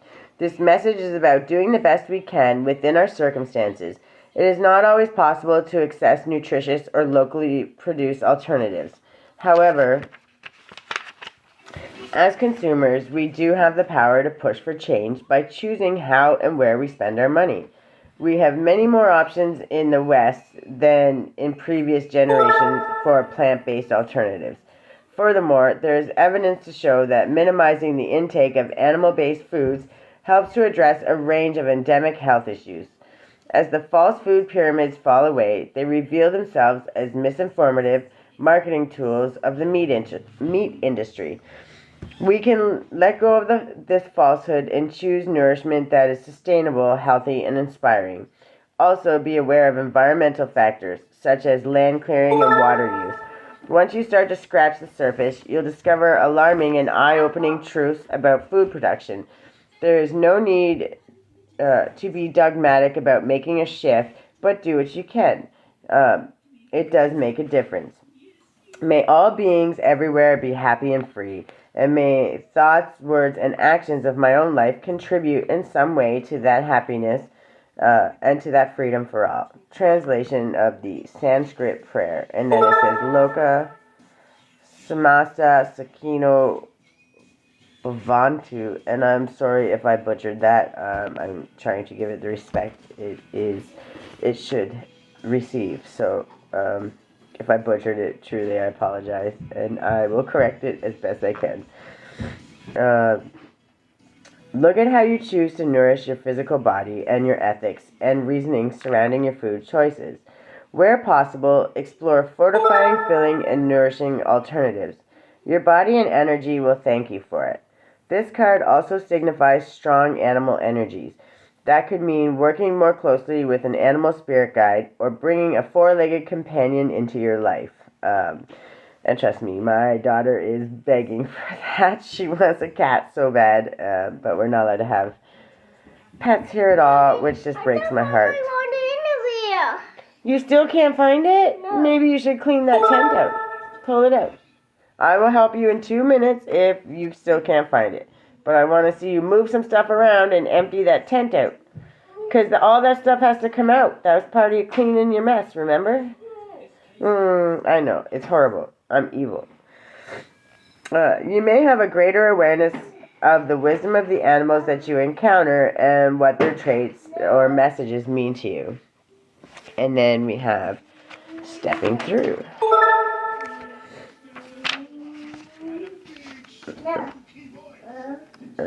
47. Yep, stepping through. Okay. And these cards are just beautiful. So I read them and I speak about them because the reason I read their for sure is because they deserve so much respect for the artwork that went into them. They're just phenomenal. And when someone puts that much time and energy into something like that, thank you, Spirit. The respect absolutely needs to be given its dues. Follow your heart. Dream big. Stepping through something that has been holding you back. The threshold, starting new projects, self-belief, it is all possible. The road less traveled, and trust. This one was for me, for sure. Step in and step up. All those dreams or projects you have been putting off, now is the time to start. Even if it's just one small element of a bigger picture. Although "just do it" has been coined by a commercial brand, it is one of my fundamental mantras. We will always have myriad reasons why today isn't the day. But remember, opportunity dances with those already on the dance floor. When you start something, talk about it. Take consistent steps to actualize it. Thank you, Spirit. And you will see it take on a momentum of its own. The right people, places, and opportunities will magnetize, and it will start to come together. Don't be afraid to fail. The success we see around us has come from perseverance. Falling and getting back up again is part of the journey. Focus your energies and commit to seeing your vision become a reality. You are human, so set reasonable expectations and know that when you apply yourself, you can make amazing things happen. Thank you, Spirit. Building a dream can seem overwhelming, but if you break it down and make a plan, you will gracefully find a way through. You might be able to manage most aspects of a project, and it is great to have an incentive to learn more skills. But it doesn't mean you need to do it on your own. Whatever you're aiming to achieve, there are people out there with the tools, skills, and energy you may be missing. Look at the bigger picture and delegate. A mentor, people on similar journey, or an accountability buddy can be wonderful supporters and allies. What, Miss Grace? Oh, you didn't even empty your thing. I bet it's in the pocket right over here at the corner. You want to have a look? Right here at the corner. Right here. Turn around. The pocket. Right here. Oh, my daughter's being silly. Give me one moment. She apparently can't find her water bottle that's right in her face. Miss Grace, is it exactly where I said it was? You must think that Mama doesn't know you. I don't know. I don't understand, my child. Please explain it to me. Did you find it? Mama found it, of course. 11:51. Big changes. I can't wait till she picks up her own mess. I'll tell you that. Okay, so, pardon me. Following your dreams is fulfilling and empowering, but as it is often a path less traveled, you may need to plot your own course or invent a way through. Also, consider what kind of lifestyle you would like, and know this may change and evolve as you do. What you can do or dream you can begin it. Boldness has genius, power, and a magic in it. John Answer, inspired by Johann Wolfgang von Goethe. I think I said that. It may be horrible, and I apologize. The time is now. No more excuses or tomorrows. Whatever you have been putting off, the universe is now pushing you to make it happen. You may feel a little outside your comfort zone, but that is where the magic happens. Take a leap. Combine your intuition with a plan of action. Break it down and trust the puzzle will come together, piece by piece, through the courageous act of making a start. And that's all we can do, right? I'm doing what I was told to do, and that's what I'm doing. And at the end, how this plays out, I guess we will see. But if it doesn't help anybody but me, it helped me. And that's the core thing here. And along the way, there will be some people that show up for small messages here and there. Because each habit that we create 21 days at a time, if that's the way we got to do this, we're going to do this. So I think next month maybe will be the yoga, because we're indoors too, and because we're inside all winter. Not all winter, but most of the winter, a good portion of it, because we're inside and more of it, we should really focus on the exercising and stuff we can do inside. You what? I love sun. You love sun? Yeah. That's wonderful. We're going to go feed the ducks as soon as you finish cleaning your mess over there. You're working. You're getting somewhere, my love. You're getting somewhere. Can you finish the task so we can go? No, you don't. We didn't stop saying that. It's not nice. It's not even a funny thing to say. We don't be mean like that. It's not okay. Well, why would you want to be mean? That's not nice. You want to have a real pet, but you want to be mean to your pet, your toy cat? That's not nice. What's going to happen when you have a real pet? Are you going to be mean to it? No. Well, then don't say you would be mean to that one. I should be next to it. That's right. No, you can set it aside. That's wonderful. We'll set it aside and finish your task, please. That's the pet. Finish cleaning that tent so we can get out of here and go have fun. Okay, so the next one, was vulnerability. And that's why when I do these and I say what I say, it's very much the good, the bad, the ugly. Give me 1 sec. I just want to plug my kettle in.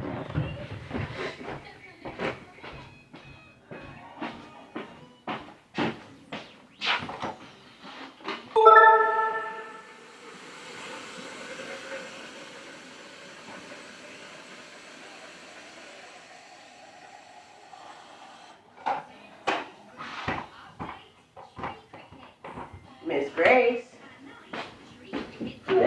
pulling that stuff out. If you want to get this all nice and clean so we can go have fun today, you've got to finish your task. And you're doing a great job. You're getting somewhere. So please. What? Yeah, put the cat with Rocky. There you go. And then move on to the next one. Sorry, guys. And then it was vulnerability. Yes, this one.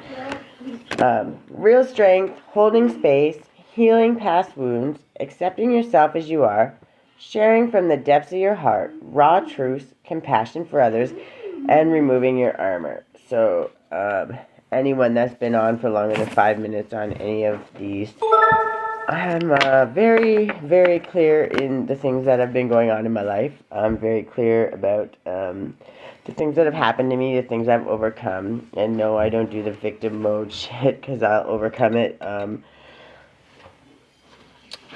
I used to, everything was victim, and that's why everyone liked to keep me in victim mode, because apparently I was easier to control or handle. And nobody should have to live their life like that ever. Sorry, and then people would always get the rest of it picked up. You're doing really, really good, and I'm proud of you, but we're not going to finish this going to have fun if you're not going to do the rest of your tasks. So you're getting there. Get all that stuff out of there. Your tent, Grace, the tent. Focus in there. Stay right there, focus there, and pull all of that stuff out. Once you get that out, we can clean the rest. Okay, sorry. So, yes, I'm not done. I'm not done. So finish what you're doing. Focus there. Goes in the basement. Carefully, please. Hold the railing. Hold the railing. Okay, so our vulnerability can be one of the hardest. In our society, we are conditioned to put on a facade, to be strong, even in times of difficulty. Paradoxically, being vulnerable is one of the strongest things we can be. It's easy to armor ourselves from the harsh truths that may be too painful to bring to the light of day. However, this causes greater suffering as buried pain becomes shadows. Unprocessed negative experiences can incarnate as much more troublesome traits or insecurities than their origin. When we are truly honest with ourselves, in all our facets, we are vulnerable. That honesty is an important step in discovering our shadows and bringing them into the light for healing. Furthermore, when we share our vulnerabilities with others, we allow them to glimpse a deeper part of ourselves. This is fertile soil for trust. It plants the seeds for others to share the places that are most raw or tender for them. Our closest friendships can be formed in this space. The times when we feel too uncomfortable to reach out to others can be the very times we need them the most. Having compassion and awareness of the struggle and disorientation others may be going through is a vulnerable contribution to the world. Holding space where others can be vulnerable is a key element of healing work. Don't do that. Don't play on those stairs. Self-love is also connected to our ability to be vulnerable, as it allows us to be true to ourselves exactly as we are without judgment, which is kind of what I've been talking about this whole time. Miss Grace, 1. Stop circling by the stairs. It is not a place to play. You know that. I do not want to have to say I told you so in any way, shape, or form. So get away from them.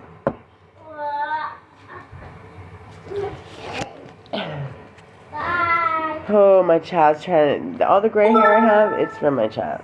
Just that one. Just that one. Be vulnerable with yourself or others. It may also be time to step into the role of healer and hold space. Pardon you. Am I talking to you like that? So rethink that, take a breath, and finish your task. You're not going to get to come over here and say hi to anybody if you're mistreating me. You already know that.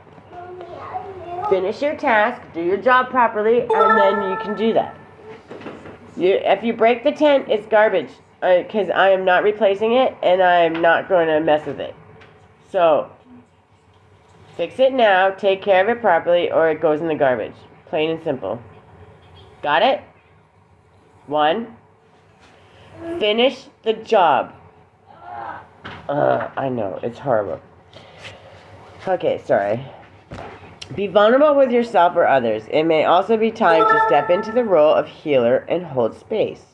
Holding space means being fully present, without judgment, in a way that provides a safe and nurturing environment. In this place, guards can be dropped, and a deeper level of awareness and relating can unfold. Enabling unconditional love and acceptance allows for vulnerabilities to be expressed, for the core of dis-ease to be discovered, and for profound healing to take place.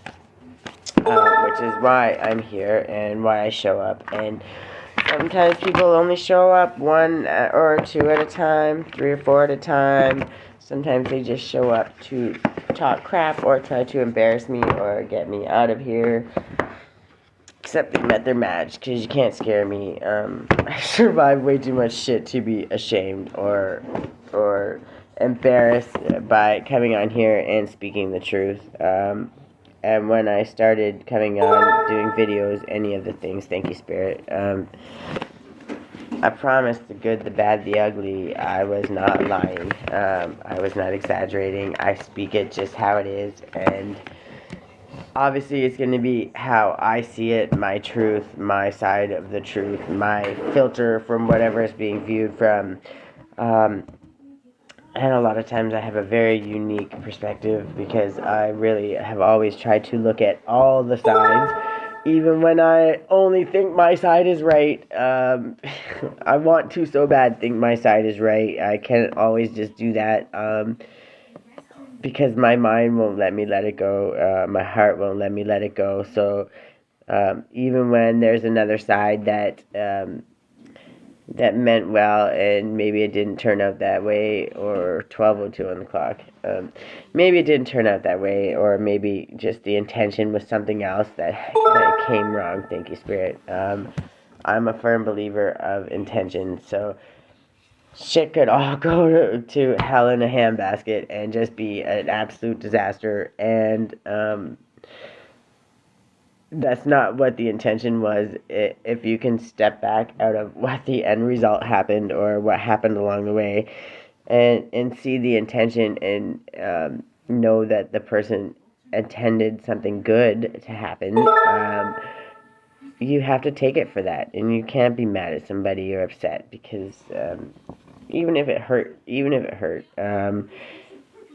if you know that the intention wasn't that, then we have to also look inward and understand why it hurt, because that just means that that's something that we need to heal and focus on. And we also have to look at intention on a negative way. If they are intending for something negative to happen, then thank you, Spirit, then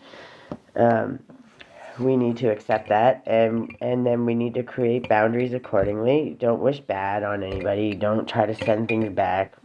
Well, that's up to you. You're within your rights to do that. I don't want to continue cycles. So if I return to sender and all those things, then all I'm doing is perpetuating the cycle, and we're trying to break those cycles, to be honest. Thank you, Spirit. We're trying to break those cycles. So instead of sending it back and wishing harm on somebody else, ask for mercy for them. You don't have to go save them. You don't have to go do anything, but ask them to learn the lessons in as kind and compassionate a way as possible. Ask for mercy for them. And trust me, they will get mercy. They will get warned and warned, and sign after sign after sign after sign. And then if they continue, there will come a time when God says, like, I don't care what you say or do, it's time. And there's nothing you can do. It's not your place. You're not God. But you didn't return it. You didn't wish it to go back. And at the end of the day, even though you know what's happening, you can look at everything and say, with your best intention, I did not send that, I did not wish that, and then you have to forgive yourself and forgive all of it and understand that it is what it is, right? So that's also self-love and self-care and being vulnerable and learning the lessons and understanding God is God. We don't control God. Give me 1 sec. I'm just filling up my tea.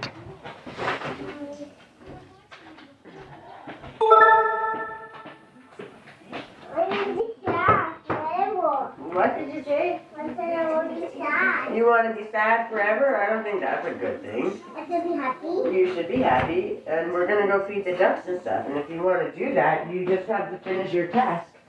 You're almost done. You're getting there, slowly but surely. You got to pick them little toys up and get them in your toy box. Or get them in a little container so we can take them to your toy box, okay? Good morning, guys. Sorry, I'm trying to find... Oh, that one will work. I just have a couple that I'm still pulling from, and...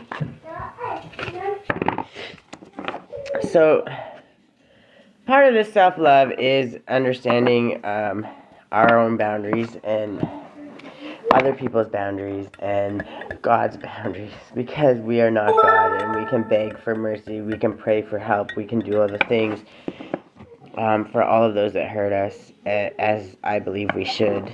But at the end of the day, when God's Spirit says, okay, we've had enough, when your ancestors say we've had enough, trust me, they've gotten full permission from God to do what they're gonna do. Thank you, Spirit. They go to God, and we go to God. And when they say they've had enough, they ask, and they wait, and they wait, and they wait. And because we pray for mercy for them, people, God says, nope, wait. Give them another chance, give them a chance, give them a chance. And then when the warnings are so much, and they've done so much damage that it cannot be undone, and that's because people like me are stubborn and still wish the best for everybody. When it gets to that point, then God says, no, enough, I don't care what you say, this must be done. And he's literally told me, it's not your business, this is not your job, you're not me. And as much as I cried, it is the truth. And when he says that, it's not my business, thank you. And I need to step back, step out, and let him do what he needs to do, because then I'm enabling these people to cause trauma and torture to other people. I'm allowing them to do that to other people, who also, like, should I have to be homeless at Christmas, over Christmas with my 6-year-old? No. Am I being homeless over Christmas with my 6-year-old? The possibility of it is very, very high, because of people that decided they hated me because all I ever tried to do was help them. So that is a struggle that really hurt me for a while. It really, truly hurt me. But Spirit, God, if you think it hurt me, Spirit is so mad. They want to roll heads, and I've been begging not to. Thank you for confirming that, Spirit. That's not something that I want to see for anybody, and that's why even when I talk about things now, I'm talking about them because every second of every single day is an opportunity, thank you, is an opportunity to change, to make small change, big change, any kind of change, and any kind of change, thank you, any kind of change, changes the outcome, okay? And really, truly, if we can make one, I'm not taking that whole pile, thank you, Spirit. I'm not taking that whole pile, but they're going to tell me a big long story, and I already know trouble approaches. I very well may end up being homeless over Christmas, and it is what it is. It will be because of these people that did stuff to damage me, and I didn't do anything to deserve that. Thank you, Spirit. But I'm going to fight, and I'm going to fight with integrity, and I'm going to do whatever the hell it takes, whatever I can do on my end, that doesn't obstruct my morals, my integrity, or anything. And if that's not enough, then it is what it is. I know wherever I go, it will be where God needed me to be. So, thank you, Spirit. No matter what, I'm looking at it as I've done my part, and there's not much more I can do but wait and see. Wait and watch it unfold. And that's what God's saying. Literally, you've done everything you can do. You've done your part. Let it unfold, and let me show you in the world who I am for you, right? Because at the end of the day, he's not just there for moral support. He's not just there for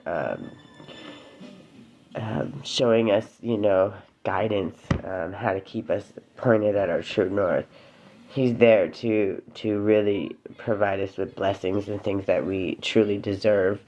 And when I say that we deserve them, it's because God knows our hearts. And if our hearts are intending to take those and fill, yes, our own cup, but let the overflow just truly, truly help others, take that extra and use it to promote those that are doing good, to help them so they can help others, boost, when you boost people and you truly boost them,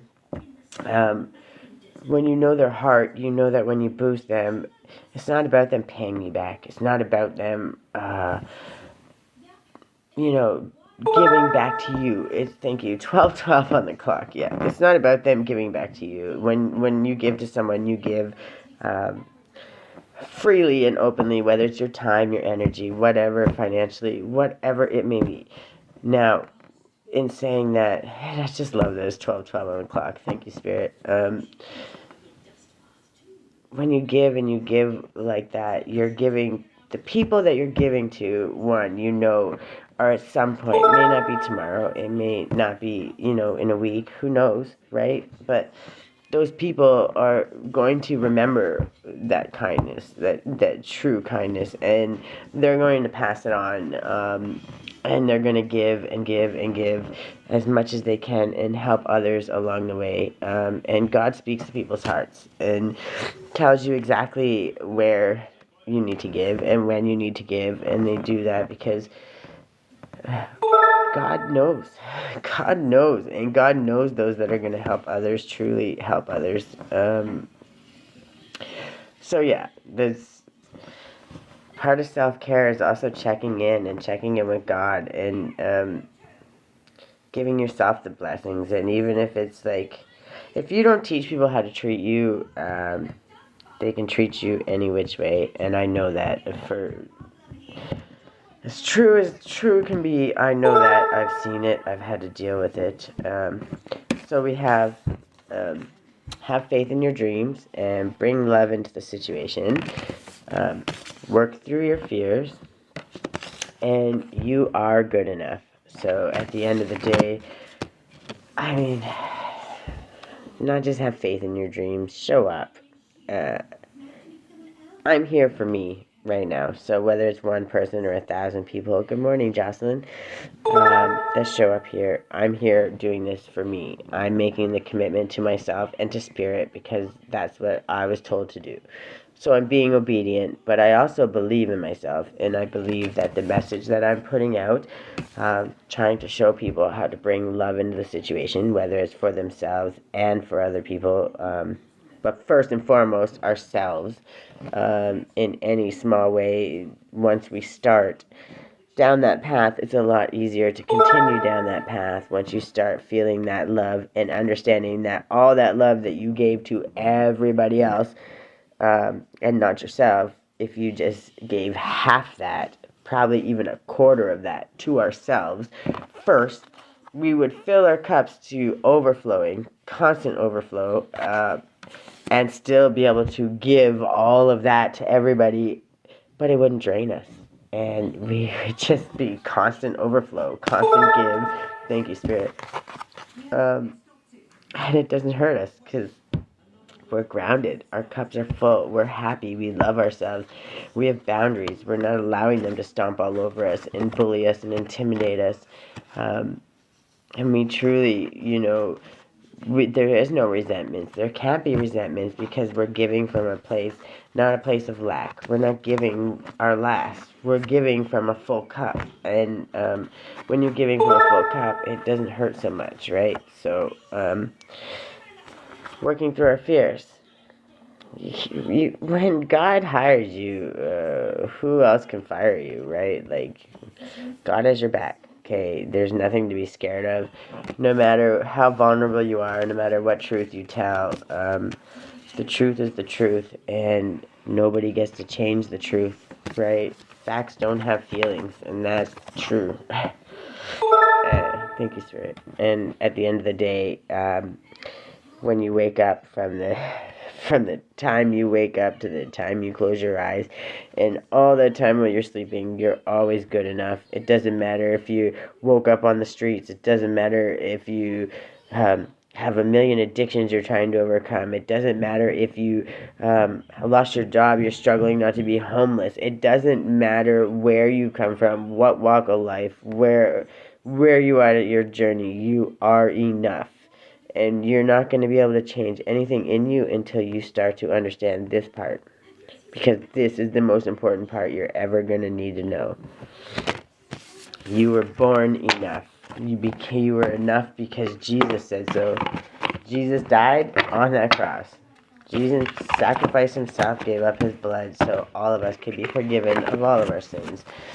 Okay, and that's why going by the Bible stories, and yes, I believe the Bible is a tool, just like I believe this is a tool, just like I believe any form of divination is a tool, which can be used for good or bad, and that's been proven. We've seen it time and time again. So again, that's why I follow universal law. I do not follow Christian or any other law. I believe absolutely in God. I believe in Jesus. Thank you, Spirit. I believe in my ancestors. And I believe that you can't believe in one without the other because they don't exist without the other. So, the chicken and the egg, I guess, is kind of one of the things. Obviously, God created it all. So, the one who has the answer would be God. And at the end of the day, whatever we're doing for the initiation. Rite of passage from the threshold. So no matter what, I'm showing up right now to work. We're all doing the work. Right now, guys, I'm not co-hosting simply because I've committed to 21 days. And I'm trying to still learn and understand what that is. Right now, we're focused on the self-care. After I'm 10 days in, so in 11 more days, then I would love to come on here and do it more like podcast style and have conversations with people about how they do their self-love and what ways they can do to be better, learn, and focus on ourselves. Just at this point, I'm not ready, and I also want to stay a little more focused so we can do, thank you, Spirit, so we can stay focused on the things we do. So it's with all due respect. Okay, so creating heaven on earth is happening, and the more we show up, and the more we raise our vibration, and the more we're vulnerable and open to the universe, we start to bring in our soul family, our soul tribes, and we're starting to connect with one another and understand just all of the strength and ability that we have and that we can share with the world.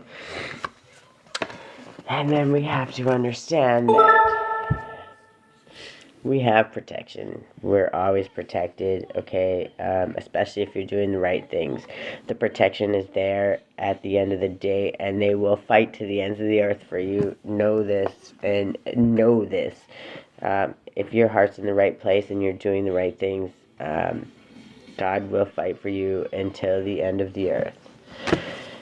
And I don't care what anyone says, how anyone feels, what anyone decides to judge 12:20 on the clock.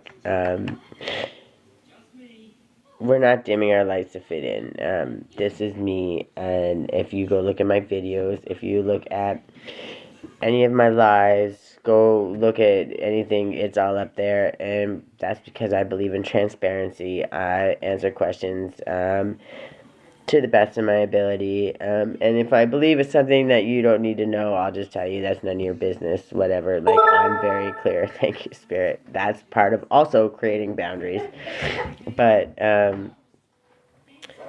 we're not dimming our lights to fit in. We are being our best selves, and as we learn and we grow, we're giving to the people around us our best selves, but we are also learning that they don't control what that is. We do. So don't play near them stairs, Miss Grace. So that's why this is really important. We're not dimming our lights. We're being 12:21 on the clock. I love you, Spirit, so much. Making it very clear. We are our own people, and the longer and stronger we become,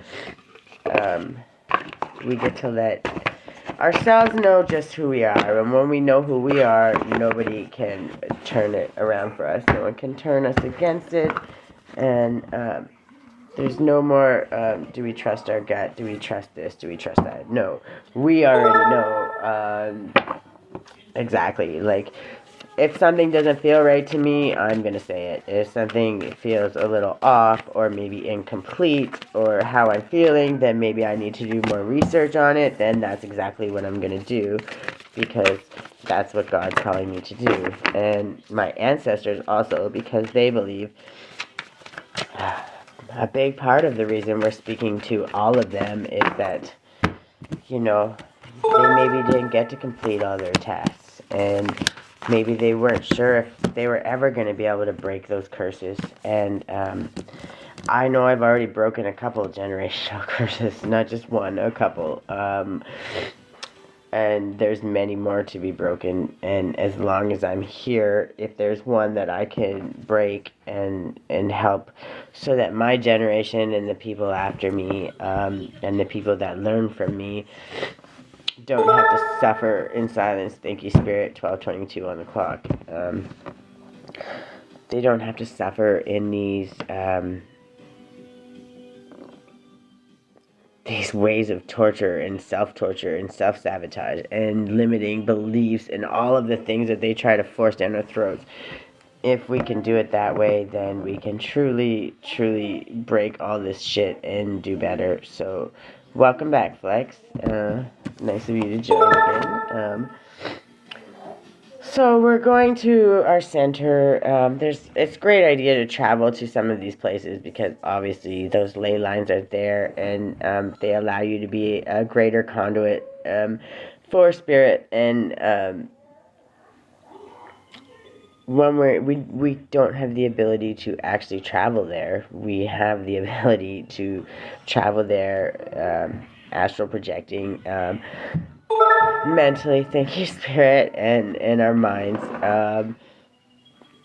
We truly get to go inward and see all these places and understand that the entire knowledge of the universe is at our fingertips when we just open to receiving it. And it takes a lot of practice, but the more we do it, the better off we come. And then, of course, this one the theme is jumping right in.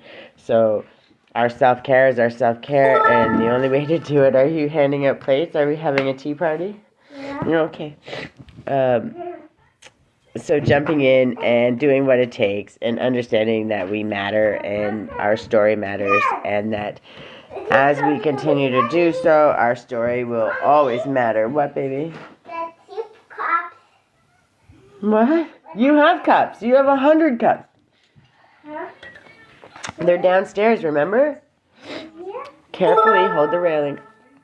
And then the golden children. And that's your inner child tenderness. That's talking about the children that we have that maybe learn a little differently. My daughter, the one's coming with no karma.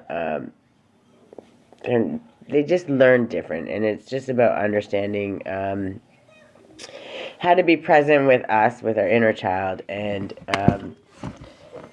in turn we learn how to center ourselves, meet these people, children, places where they're at, not from a place of judgment, but just from a place of I see you and I respect you and I love you unconditionally, and I want to know you and understand you and help you. And once we do that for ourselves, which is our inner child, and for others, and especially the children, because they're the most innocent, thank you, Spirit, they're the most innocent and the closest to God that you're ever going to see. And then the inner earth. You'll survive this, new solutions and new beginnings. And that's because our whole goal is to create this beautiful, beautiful picture inside. Because when we create that inside, everything's going to reflect outside is going to look like this. And when it looks like this, and because we're all mirrors of ourselves, we see it in other people, we see ourselves in other people. That's why we need to look at our triggers and stuff. But also, when we're reflecting this out and that reflects back to us, your cup is never going to stop overflowing, because literally you have paradise being reflected back to you at any given moment, which is like the dream of all dreams, right? So, and it's possible. But first we have to start here, and we have to go inward, and we gotta look at our triggers, and we gotta look at all those things, and we have to love ourselves. Oh, you brought me a teacup. Thank you so much. I love when. What about this tea? I got my big tea. And I get another tea? Sorry, my daughter is, she's supposed to be cleaning a mess, and she keeps sidetracking me with tea parties.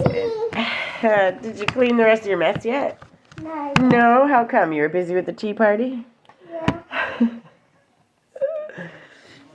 She is definitely my child. I love her to pieces. I'm not cute. You are very cute. Very, very, very cute. Who? Which one? So now, hi Louise.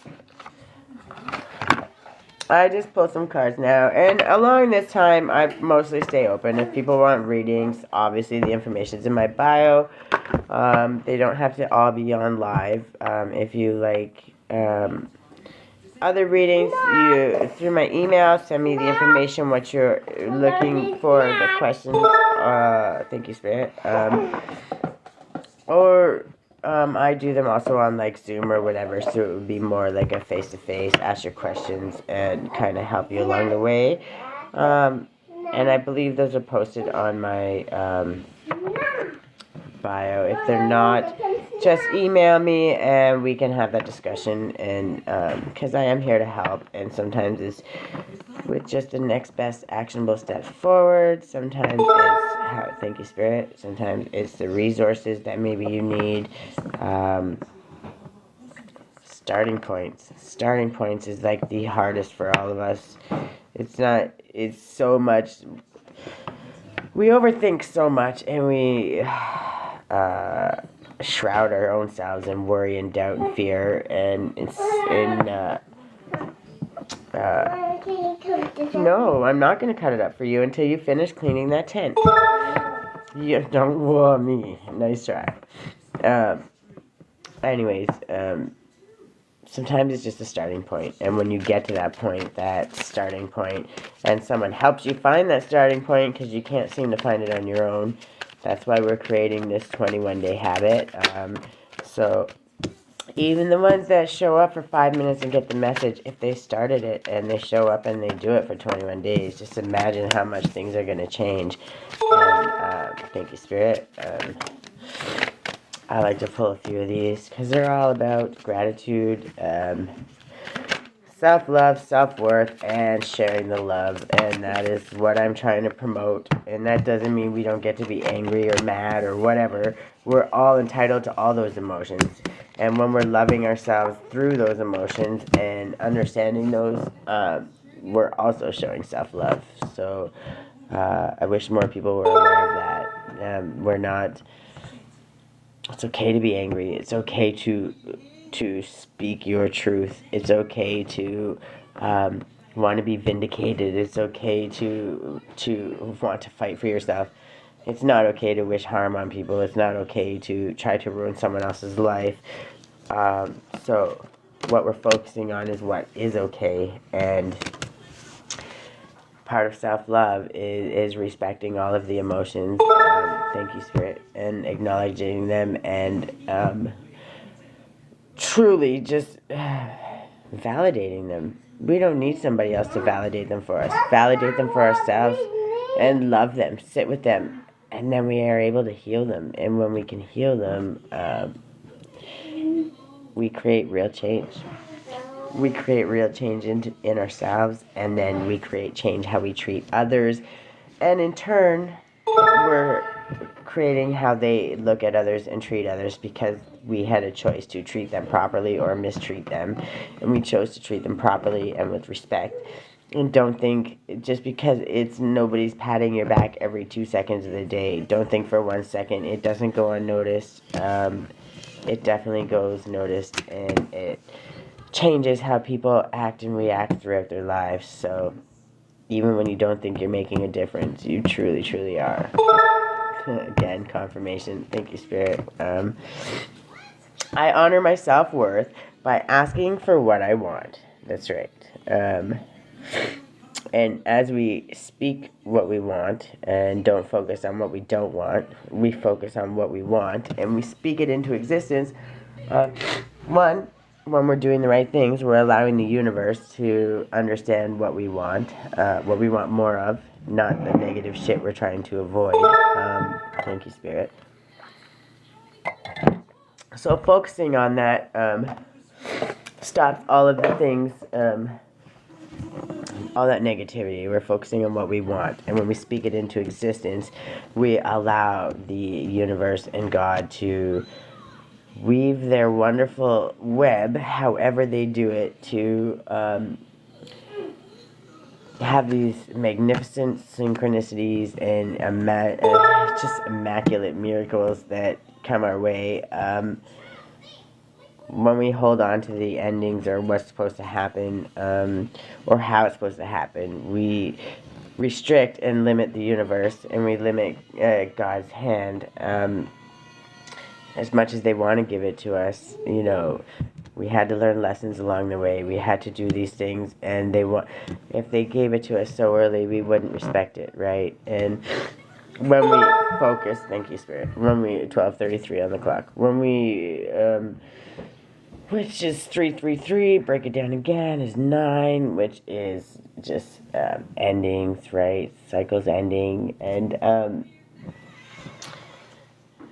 you know, getting ready for the new beginnings that are coming. So, which is, you couldn't be more of a great thing ever. So, I cherish every cell in my body. Thank you, Spirit. We're learning that, and the more we do that, the more we really, really can break it down and sit with ourselves. It also helps with meditating, because when you start focusing on the cells and focusing on the sections of our body, we allow ourselves to understand where some of that trauma is stored and help release it, and help understand all the ways we can heal it. And trust me, I'm not a master of that 1, 2, 3, 4 on the clock, but I am. Thank you, Spirit. I am working on it, and I am actively putting in the effort and learning. And as I learn, I love to share it. 1, 2, 3, 4. You're not messing around. Hey, I'm getting there. I'm working my way there. If that isn't a congruent path or a trail, or I don't know what is. So, and then we have, and it was confirmation on the other phone. It just beeped and showed me. That's funny. I breathe calmly and easily. I am safe in this moment. And as long as we continue to stay in the present and don't allow ourselves to worry about all of the shit that can just pile us down throughout the day, we know that in this moment we are safe, and that's all that matters, right? And I see grace and possibility in all of life's challenges. Yeah. When we turn it into, like, even look at the things I'm going through right now, really, I could truly allow them to beat me down and really keep me upset and hating the world, or I can see them as a challenge and an opportunity to remind myself just how resourceful I am, how much fight I have in me naturally, how much strength I have, so I don't allow any of these things to just happen to me. They happen for me, and at the end of the day, thank you, Spirit, at the end of the day, I will conquer them and I will overcome them, because Spirit said so, and I deserve that. And I don't have to just beg or be okay with crumbs anymore. Spirit says it's okay. I can ask for what I want, and I don't need to be ashamed, because also when I get what I want, I'm not selfish. I'm not greedy. I share with those. Thank you, Spirit. Along the way, I want to boost those people up, and I want to see good people win. There's nothing more in this world that I want to see. I don't compete with anybody. I compete with myself every day, and if I'm a little better every day, then I am winning all day, every day. So, and if we all just thought about that and really started to cheer ourselves on for the things that we're doing, man, the changes it would make. Thank you, Spirit. Let me be still today and listen to the truth in silence. sit down, sit back, have a moment, and really, really, truly just listen. And see what Spirit speaks into your soul, because let me tell you, God is always speaking to us. Your God, my God, whoever you believe in. I'm not about to fight with, call it what you want. Thank you, Spirit. I believe in the universal law, so I believe that religion, culture, all of these things were meant to, culture not so much, but when they get into using it as a bias or whatever, then yes, but culture is meant to be taught and shared so that everybody learns to be more, take a little bit of every culture, because every culture has so much genuine love, warmth, and ability to create change, just through love, because at the very base of any culture, that's what it is love, right? So but when we get into religion and all those other things, it's a tool to separate, and when we separate, we are separating from ourselves, our core beliefs. Our souls don't hate people. Our souls don't wish bad on people. Thank you, Spirit. Our very base, like our core values, our core ethics, want to see everybody win. They want to see the best for people. There, no judgment. I don't see people. I see their souls, and if their souls are dirty or angry or hateful or whatever they got going on, that's not truly their soul. That's what they're trying to mask their soul in. Because when I look a little deeper, I'm gonna see that soul. I'm gonna see that true heart there, that character, and that's what gets me in so much trouble. Is because I've always seen right to the very core soul of people. And sometimes it was really hard to get down to that soul, and you had to go through a lot to get down to that soul. And a lot of time I reach those souls, and I may never hear about it, but I know I reach those souls. Thank you, Spirit. I know I've made some change in people's lives, whether they choose to admit it or not. Because I've changed my own life, and as I change and I grow, I just do better and I become better at it. But when I was younger, I didn't know I was doing it. It was only just because that was my heart and that was just who I was. And that was my intention, was always to just help people and love people the way I never could be loved. Right? Thank you, Spirit. Wealth mindset. Good morning. That's one of my favorite things. So being proud of the things that we know we've accomplished is okay. It's when pride takes it too big, where you can't open your ears or your mind or your heart and allow yourself to listen and learn, and be open to all of the teachings coming your way. Thank you, Spirit. That's when we really become blocked and we become misaligned, and we're obviously not listening to our ancestors or God or our spirit team or angels. So really taking these moments to sit and just be silent and listen are so important. And then we have, instead of taking on the fear of others, I reflect love. I'm not going to absorb people's fear and allow it to hold me back. I'm not going to absorb people's pain and allow it to keep me frozen. But what I will do, as I do daily, every single day I come on here, the people that come in and out, I feel your pain, I feel your emotion, I feel your anger, I feel all of the things. Thank you, Spirit. I feel them deeply, sometimes to the point of pain in my actual body when I feel it, which is why the movement and stuff is going to come to be a thing, so we can help release that, because really I'm actually shocked at the amount of pain sometimes I feel when people come through here. So that's also part of my learning. I'm going to have to learn how to process that. But So yeah, I'll pull a couple of these because these tell a quite simple, easy story, and I like the way Spirit usually spits them out. They do it quite simply. You usually get one little handful, and that's the story to be told. Creations realize, right time, harvest, and celebrate. This is where I'm at right now. Okay, we're getting there. It's coming, and I know it's coming, and I'm holding the faith. Healing the mother line, healing ancestral work, mother line, and growing up. So, I'm sure a lot of us have mother wounds. It's not just the mother line, but the one thing that I know growing up is and I'm sure I'm not the only one, and I'm not the only generation. We've always wanted to do better than our parents, right? We want better for our kids than what we had. So, I mean, this is just a core thing that as we learn to do better, we need to actually do better, right?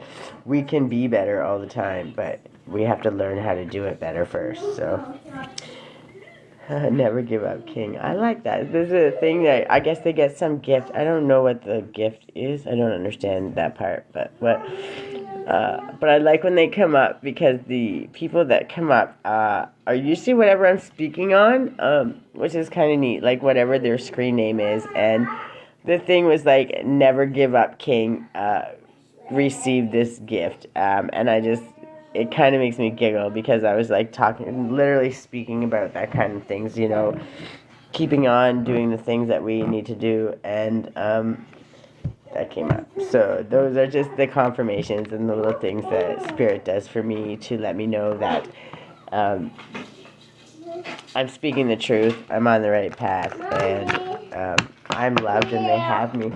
Oh, thank you. Are you making me an animal? You gotta finish it. You gotta twist it. You did good, though. I'm making you a head. Okay, well, finish making it.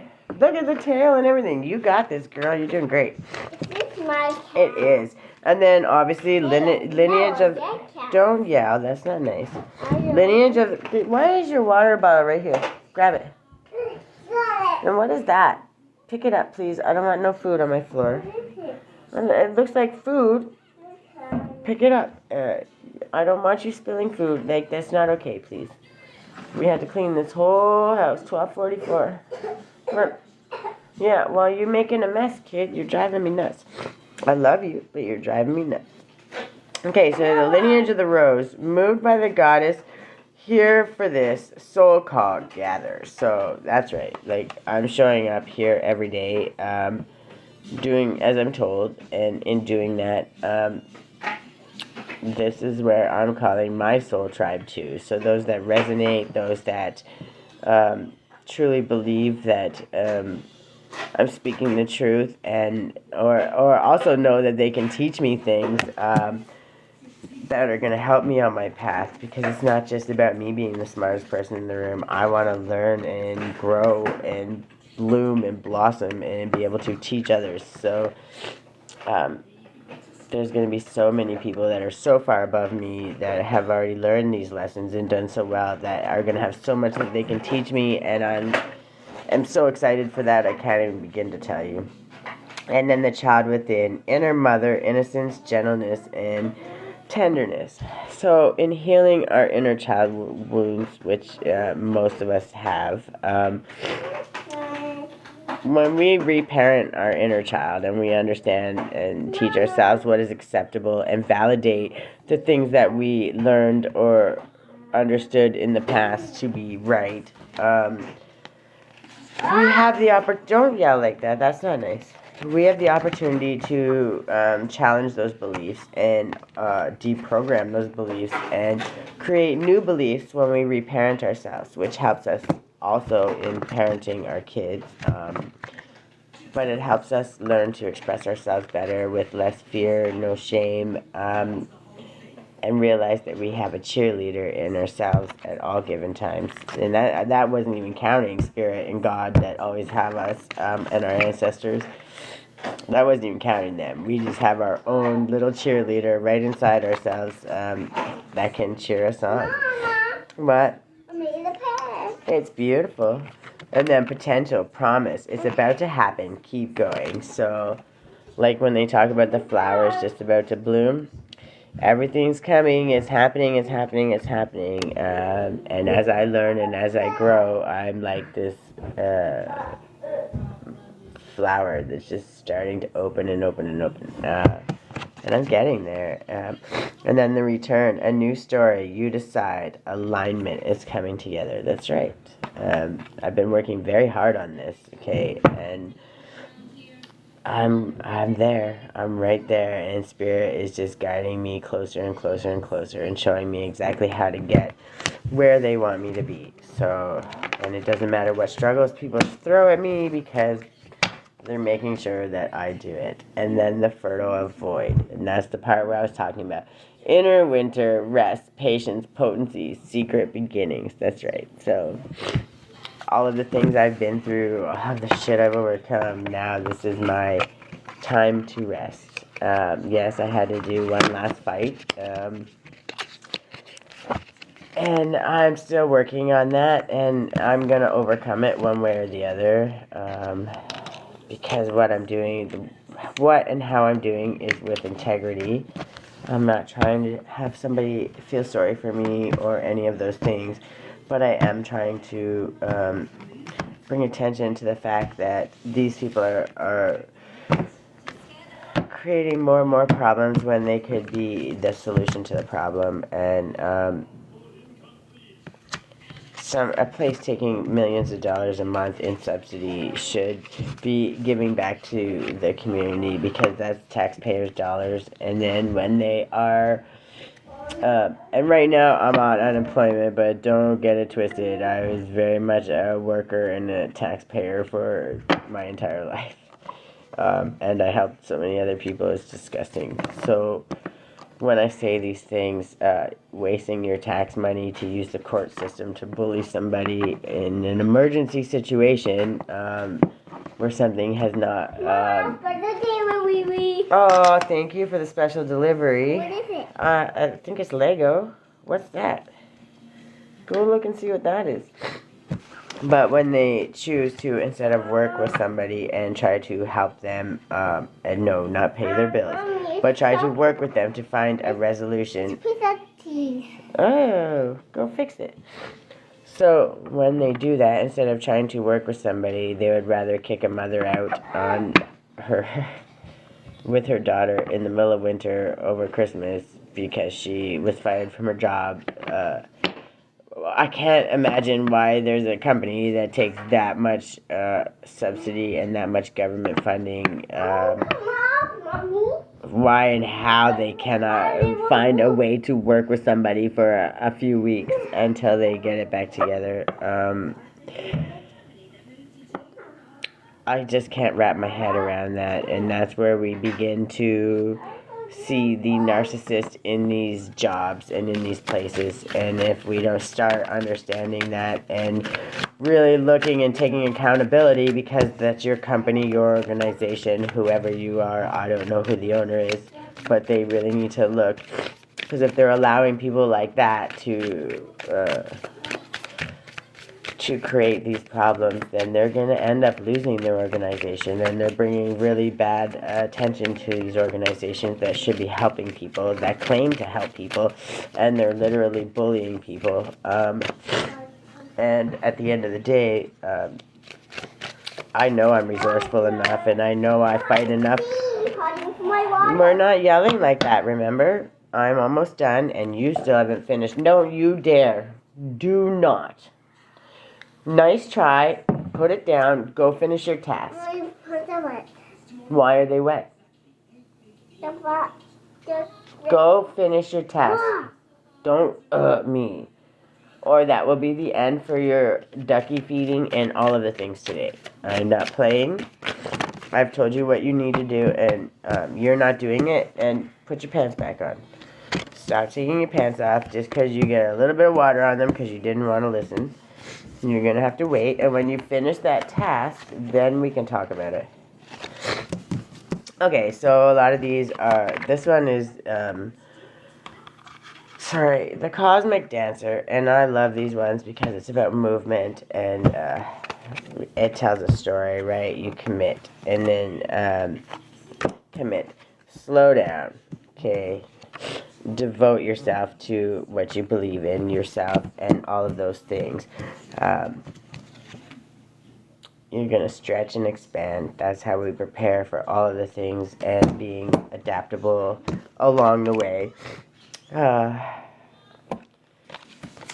Honestly assess, right? Nothing's perfect, and in honestly assessing, we bring accountability to where accountability is due. And yes, that is also being accountable to ourselves for the things and understanding how processes work and understanding all of the things. So when I do say the things that I say, don't think that I think somebody should just pay my rent or that this company should just pay my rent or forgive my... No, I don't believe that whatsoever. I'm accountable because it's my job to pay. I signed the lease, all of the things. It's a business. But the unforeseen things that happened were not my fault. I had no control over that, and because of that, a place like that, their first thing and foremost thing should be to work with you to find a way to work around it so you can overcome these problems and give you the opportunity to do so instead of essentially kicking you while you're down or being a big bully. Like, I don't understand what cost you think you're winning at if you're kicking somebody when they're down. So I will never understand that. And when you don't give them the opportunity to find a way. So, and then, of course, make mistakes, right? Fail. If you're going to fail forward. It's just it. Give and receive. And that's at whatever pace or stage we can, okay?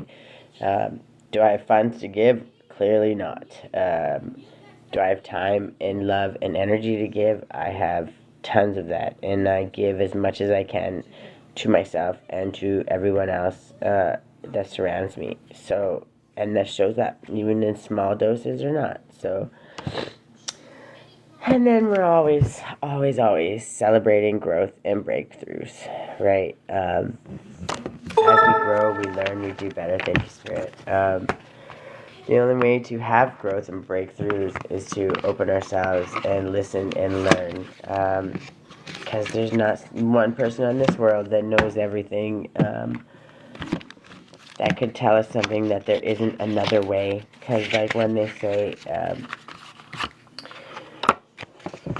there's not just one way to skin a cat, and I'm sorry for the cats, because I don't believe in skinning cats, but when they say that, thank you, Spirit, when they say that, they're letting you know that there are always another way, there's always another way around, there's always another option, so if you think something is the only way,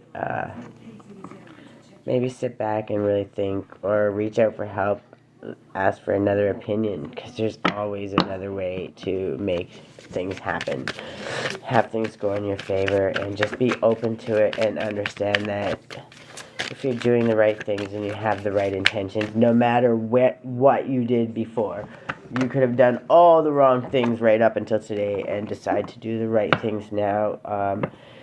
You still may have to endure karma and stuff, but as you do, it will become a lot easier. It's a lot easier to understand. It makes it easier to learn the lesson, because once you understand, you've already kind of learned the lesson, and that helps you get through those cycles faster, so you can move on up and do better. And if you are doing the right things, God's always going to find a way to show you that you're doing the right things and help you find the loopholes, the ways to get through, the things that are going to help you so you don't get stuck in those traps, right? So, nothing has gone wrong, yes.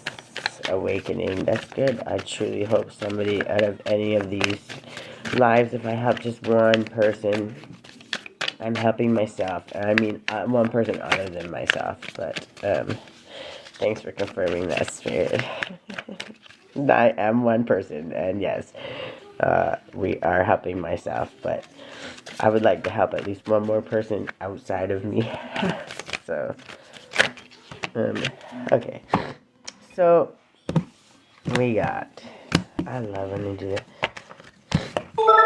So we got meditation, authentic truth, and sometimes that's how you get to the point where you obviously can come to your authentic truth. If we don't sit there and give a moment to at least listen to ourselves, how do we know what we believe?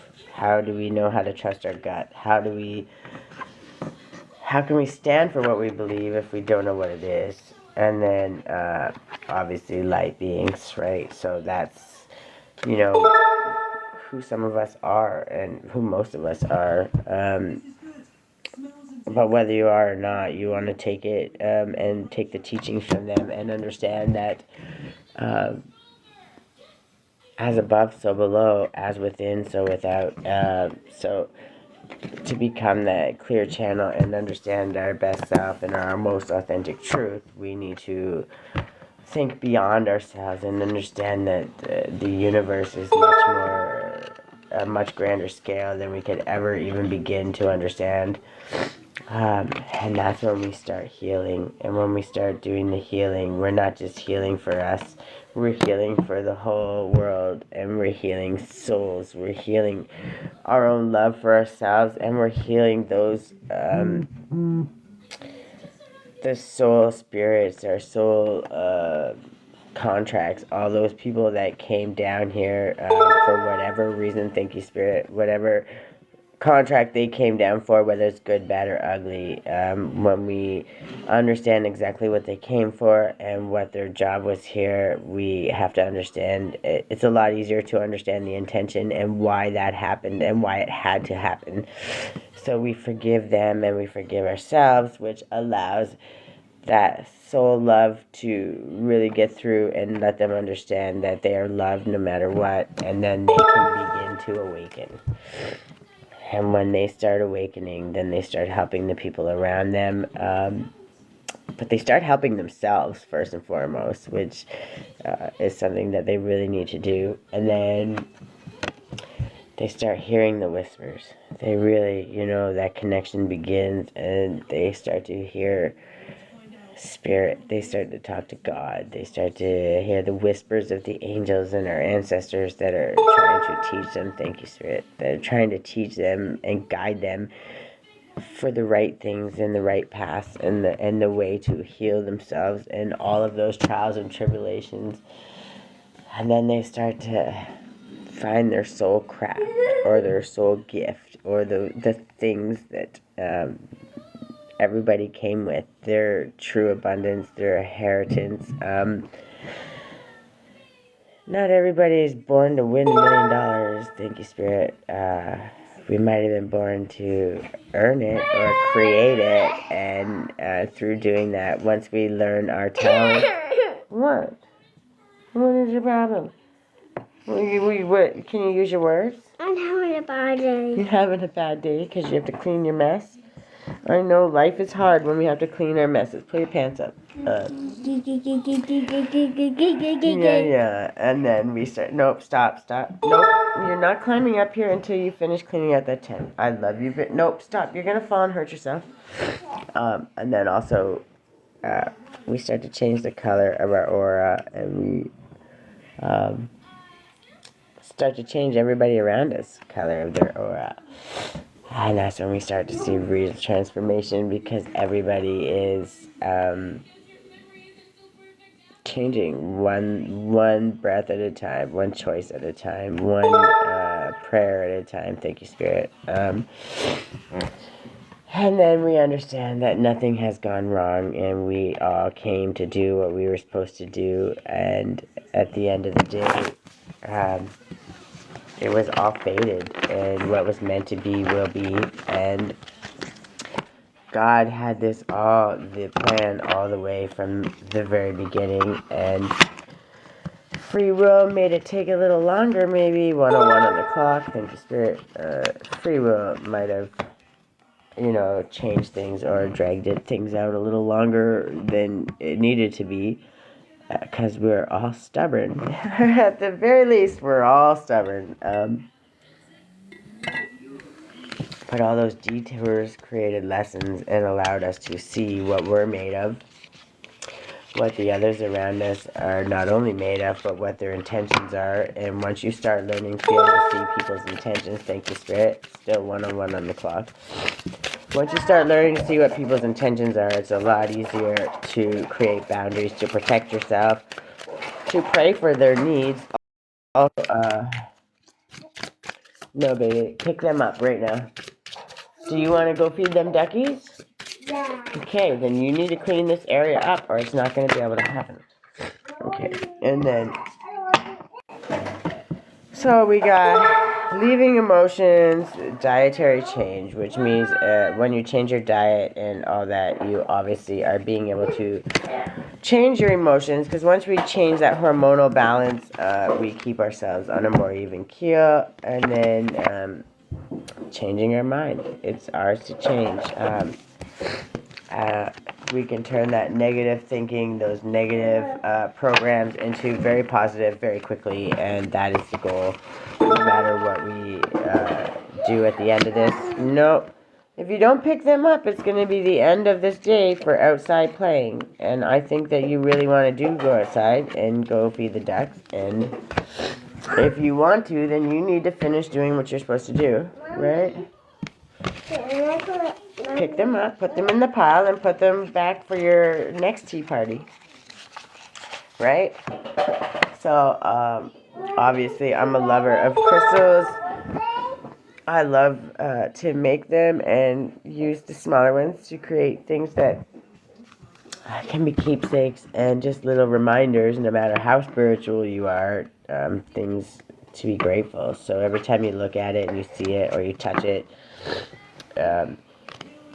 remind you to just give thanks for being alive, for having this day and this moment to take this breath, to have the opportunity to do just a little bit better, right? So that is our goal every single day. So yeah. I don't know what the co-host... I have to figure that out. I'm going to check it out. We're inviting them to co-host. I guess they're trying to share something, and so I'm going to have to look into that. And if it keeps happening, I have to assume that it's because Spirit wants it to happen. So that was a confirmation. So when you want it to happen and you want the right one, you need to let me know a little more clear, please, so I can be obedient. Oh, I like that one. Aragonite. What it is, like iron patinaed flowers forged by tiny hammers, aragonite forms in geometric bursts called star clusters. It also occurs in the exoskeleton of stony corals and in the shells of most mollusks, protecting the squishy and fishy inside. Who needs it? Anyone feeling out of alignment, in need of a major reset. Where to put it? Meditation cushion adjacent. When to use it? When it's time to retreat to your shell or step out of it. If you want to be square with the outside world, first you got to be square with your inside world. Thank you, Spirit. Call on aragonite to help set a healthy, sustainable balance. Find your center. And then we had garnet yesterday. That's very much the one to help us have motivation and get our creativity flowing. I'm not reading that one because I read it yesterday, and they gave me a few. So this one's azurite. Thank you, Spirit. Meditative and dreamy. Azurite is a soft, powdery to prismatic, rich blue, copper-infused mineral. And as you can see, like, I want them all. I want them all. I just think they're beautiful. And then getting to learn what they mean also is such a treat, right? The materialistic, who needs it? The materialistic, vain, and always craving, that's not a judgment. That's almost all of us in brackets. I love that. Oh, Leos especially. Of course, they had to pick on the Leos. Whatever. Alongside the spiritual shovel you're using to dig your way out of that prison of worry, indecision, and desire you've constructed around yourself. Sorry. When to use it? When material pleasures aren't giving you the buzz they used to. When it's time to take a break from snapping selfies and choosing shiny things. You can shake off shallowness. Start with your breath. Then dive into the deep end with azurite.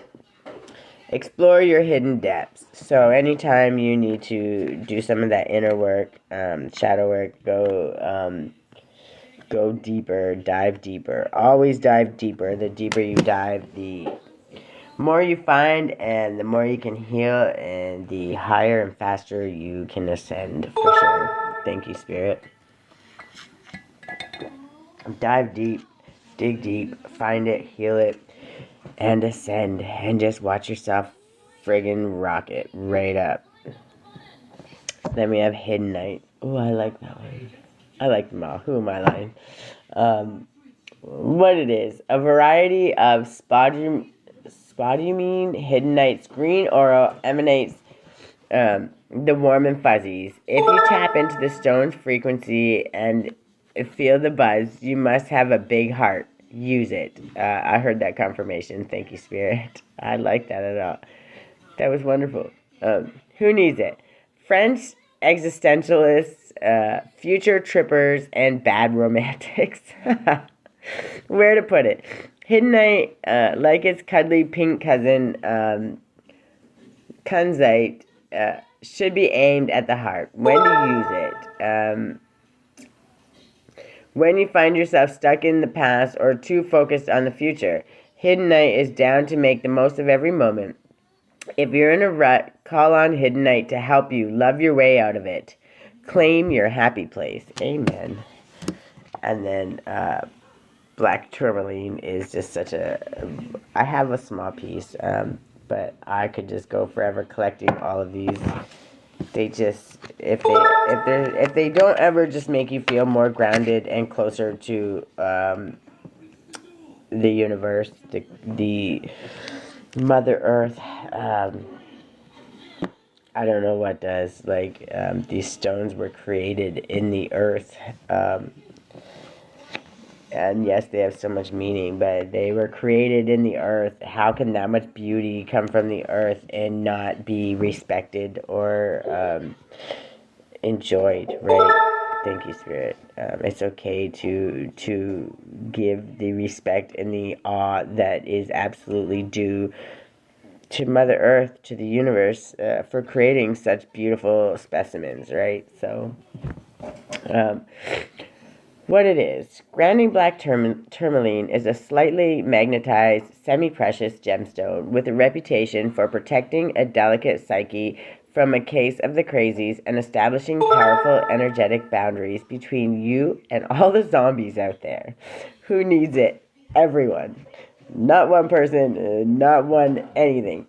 Everyone. And I agree. And I'm sorry, but I had to get a giggle out of that. Where to put it? Beside your doors to keep emotional vampires out. Thank you, Spirit. On your person, in your pocket, everywhere. Just put it everywhere. Everywhere, everywhere, everywhere. Sorry, I had to giggle. I like this one. When to use it. Anytime you take public transportation, find yourself in a crowd, or hear that sucking sound of a co-worker, family member, malignant demon taking more from you than they are giving back. These cards are, they make me giggle, and I'm so sorry, but they do.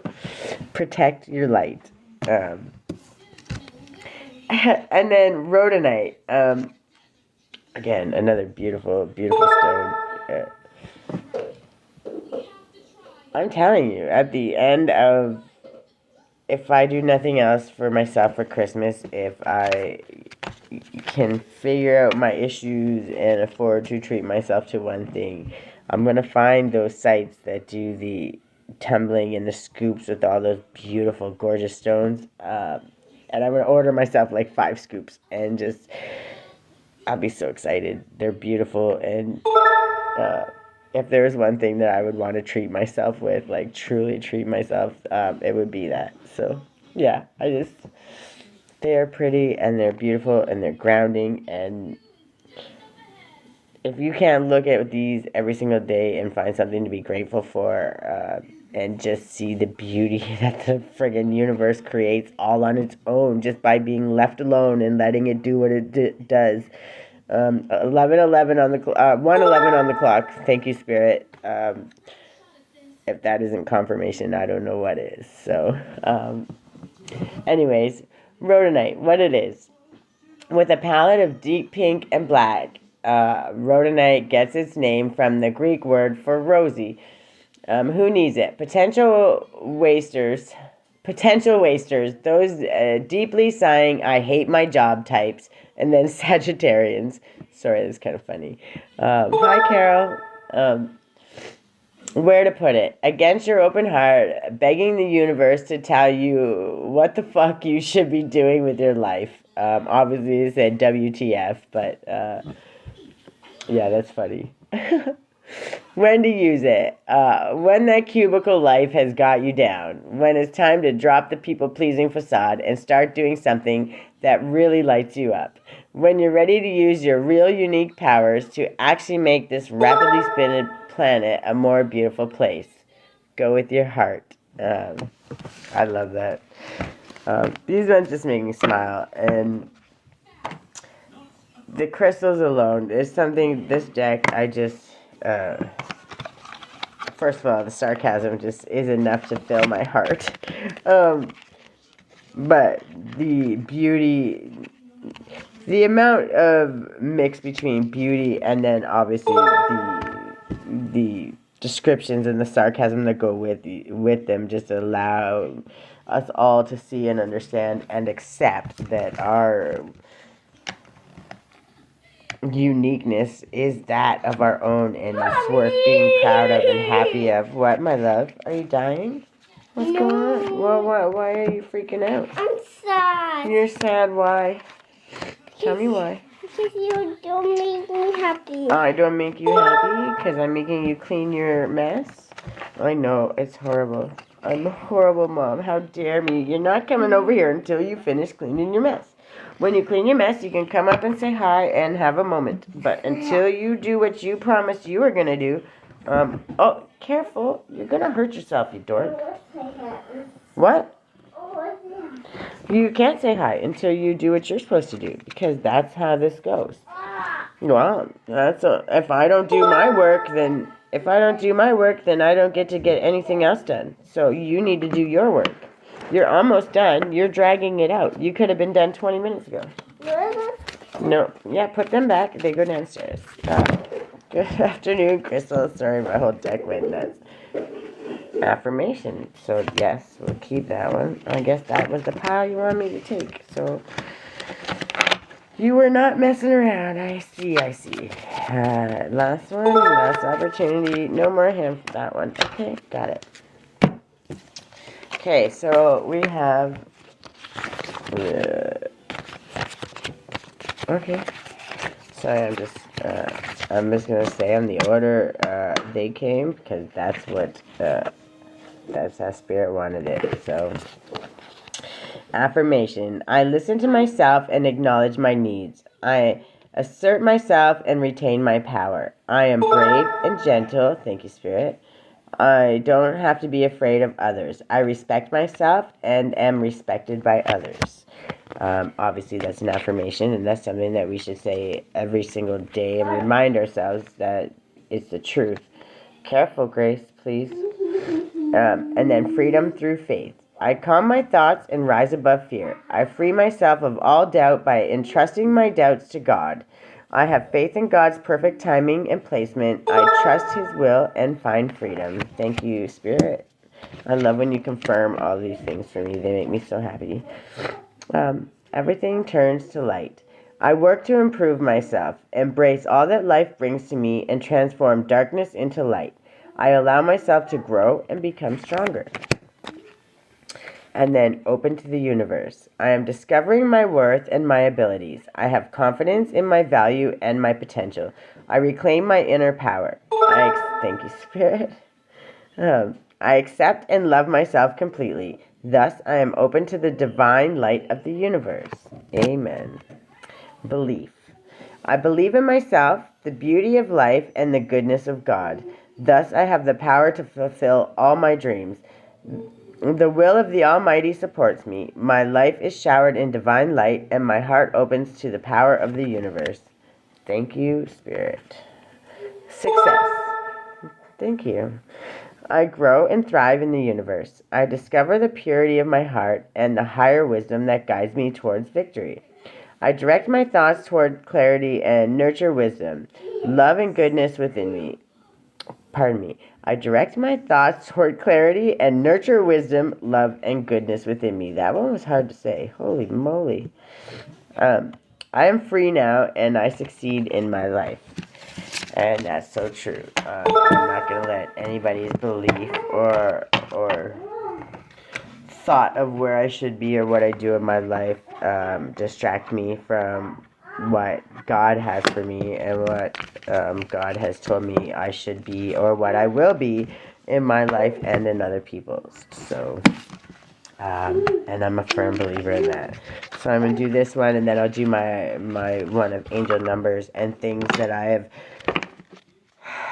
dealt with, come across in the last 2 years or of my healing journey, probably the last year to be more specific, but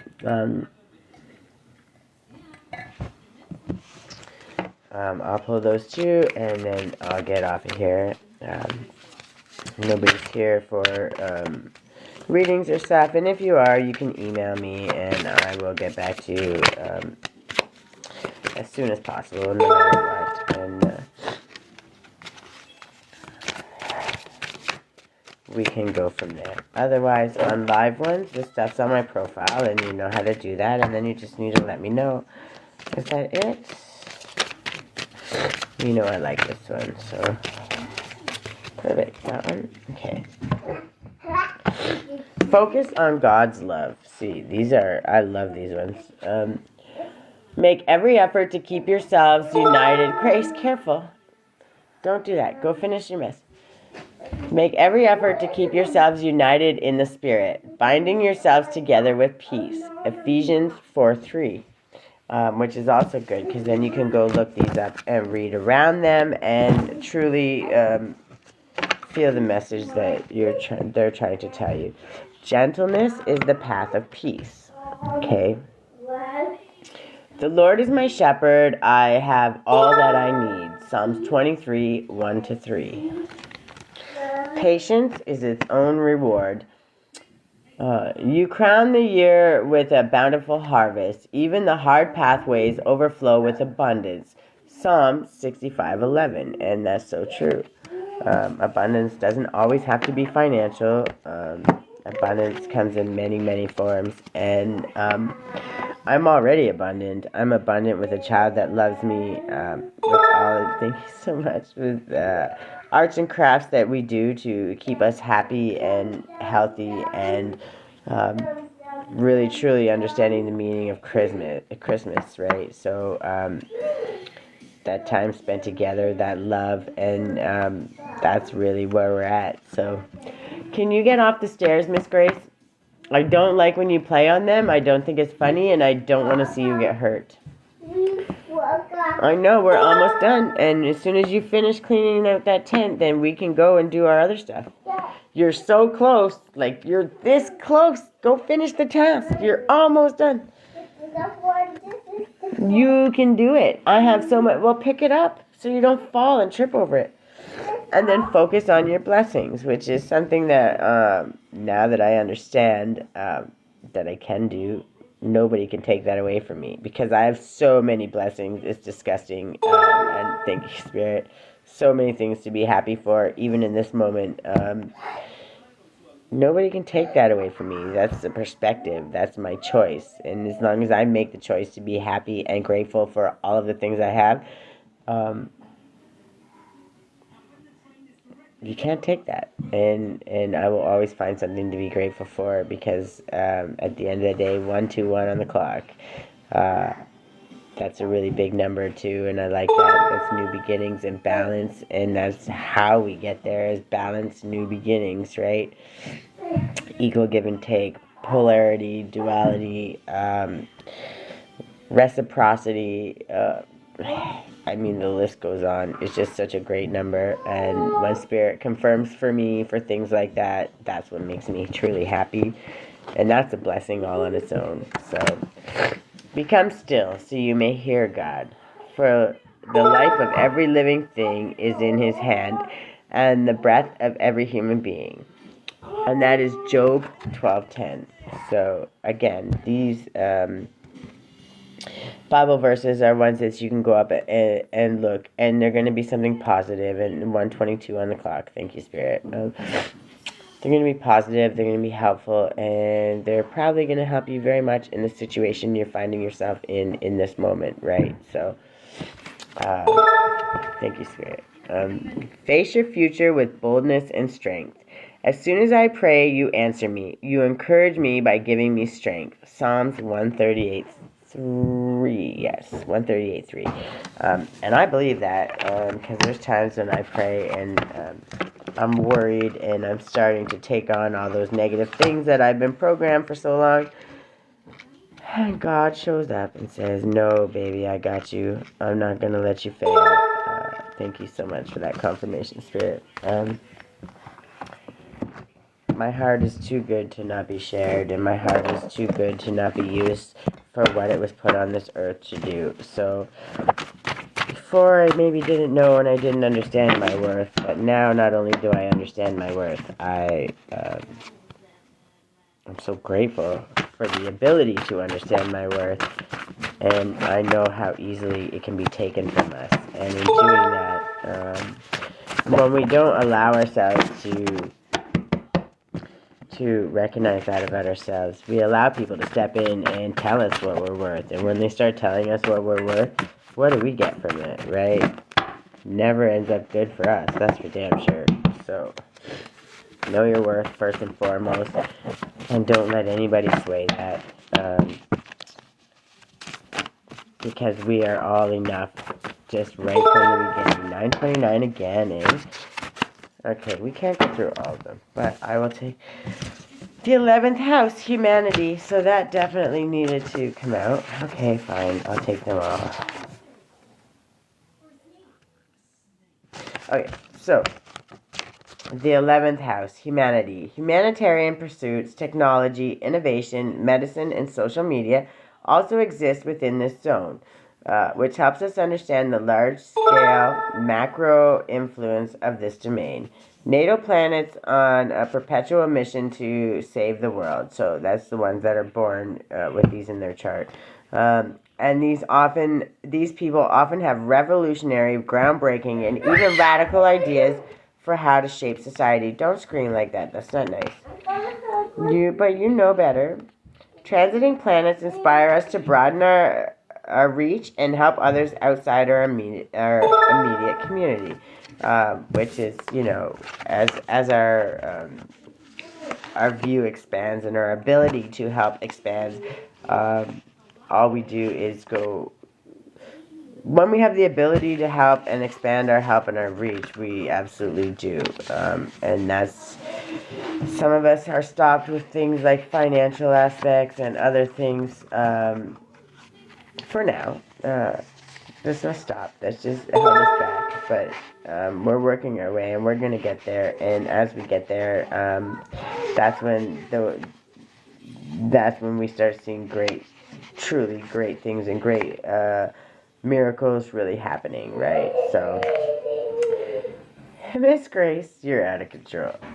And then the 12th house, psyche. Considered the unseen realm, this domain, the last house in the cycle, contains all things that exist without physical form. Thank you, Spirit. Dreams, secrets, emotions, along with affairs, addictions, and psychological ailments. The 12th house is considered the most psychic, spiritual, and mysterious area of the birth chart. Those born with planets in this area are often highly intuitive individuals who encounter psychic and spiritual experiences. People with planets transiting these houses they invite us to release what is no longer working and take a deeper look at our emotional truths and find time alone to rest, recover, and recuperate. And then I have another just quote. I have Technicolor Vision. Try 3 things this week that you've always wanted to try. Leveling up. And that's how we start leveling up. Inner work. God brings me ideal situations for my inner healing. Thank you, Spirit. As I become aware of my weaknesses, I turn them into strengths. Again, that's what I'm constantly working on, and I love that. Thank you for confirmation. I direct my thoughts towards the light and see the positive side of every stage of my life. Darkness turns into courage. Thus, I get stronger. Then, something... Okay, there's something legal, and then it says 9 of Cups. Why are you confirming that? Is that about the courts? It's gonna go to court, eh? Thanks, Spirit. Okay, so then we have the 9 of Cups, which is, oh, my brain is not working today. 9 of Cups is wish fulfillment, I believe. 10 of Cups, wish fulfillment. Choose wisely. Wheel of Fortune, so that's the cycles ending and turning in your favor. And then options coming quick. And then, thank you, Spirit. Options coming quick.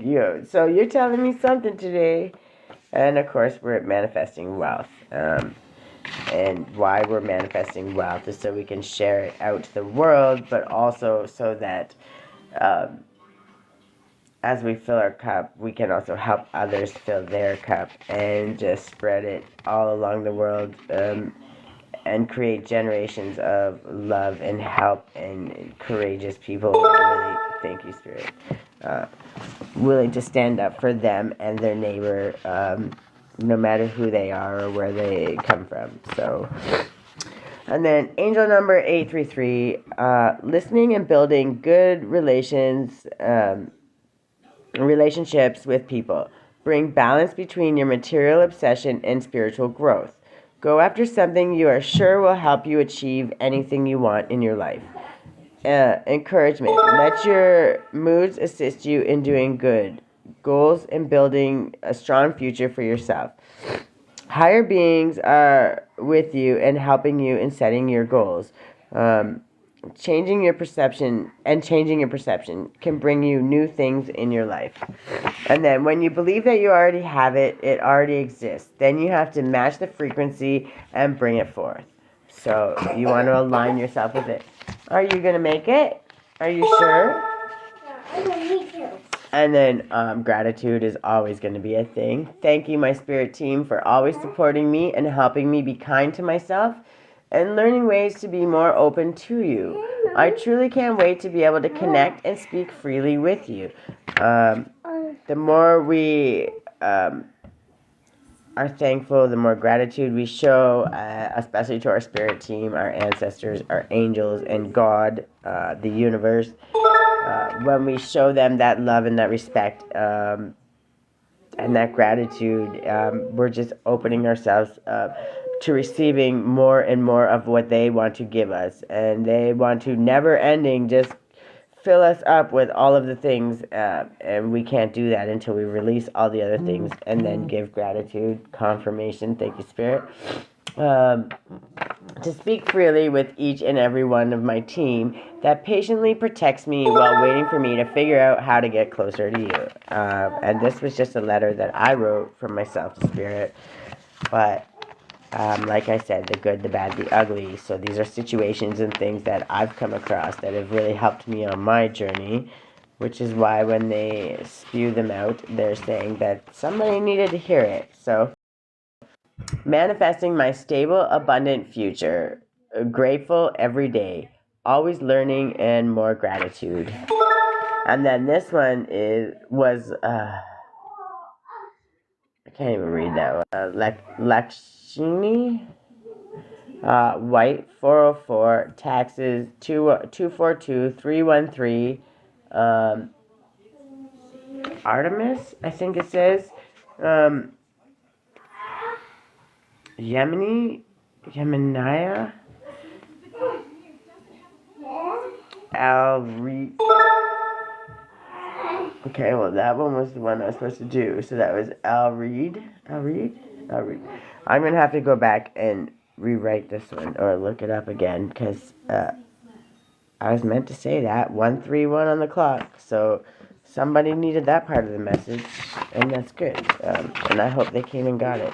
Then we have angel number 35, angel number 737, and the reason they're blank is because they have come up 1,000 million times, and I have to go fill them in. It's also for me to research on my own.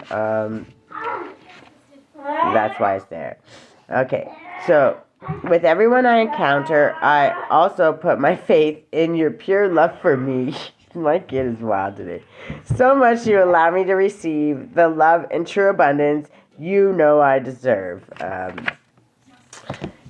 And then we have, again, so these ones, also when they spew them out, because they're ones that I wrote down that I never got to fill out, but I leave them on there because the number is for you to look up also. And it's also a reminder for me to look them up so I can go back and say, I really needed that message, so and be grateful for that. So we have 1131 and 1202. So we really need to go look up those messages, the angel numbers, if you feel called to. And I'm going to, because that will help me finish my deck, but it will also give me a message that God wants me to hear today. So then we got angel number 929. Okay. Positive energy, positive mindset, expand spiritual life. So the number 9 appearing twice signifies the end of a cycle and the culmination of certain aspects of your life. It resonates with the energy of spiritual enlightenment, altruism, inner wisdom. The repetition amplifies the energy, emphasizing the need for closure and a higher perspective. The 2 stands for balance, harmony, and cooperation. Represents duality and the importance of partnerships in our living. Okay, and then we have even as we end certain chapters, we must maintain balance and cooperation, paving the way for new beginnings. That's right. So even when we end chapters with people, it doesn't mean they're ended for good. They're just for that chapter, you know. And never 133 on the clock. Thank you, Spirit. We all are looking for this. We're trying to find our creativity so that we can be autonomous people, not living under some rules or some government that allows people to bully us. We're finding our own way and we're understanding just what our worth is, and that includes in every aspect of our life. So the more people we get that can dig deep and find those things, the more ways we can make change. So good morning, Fern Biz, welcome back. I know you pop in every once in a while, even for a moment, and I appreciate that. I'm just about to get off here because I've been on here for a while. Been waiting for my daughter to finish cleaning her area, which she is just fighting the whole way. This is how we waste so much time on our Saturdays because she doesn't want to do the work.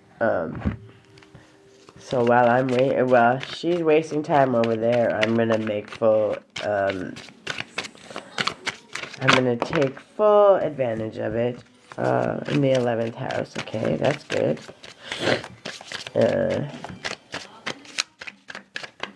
Sorry.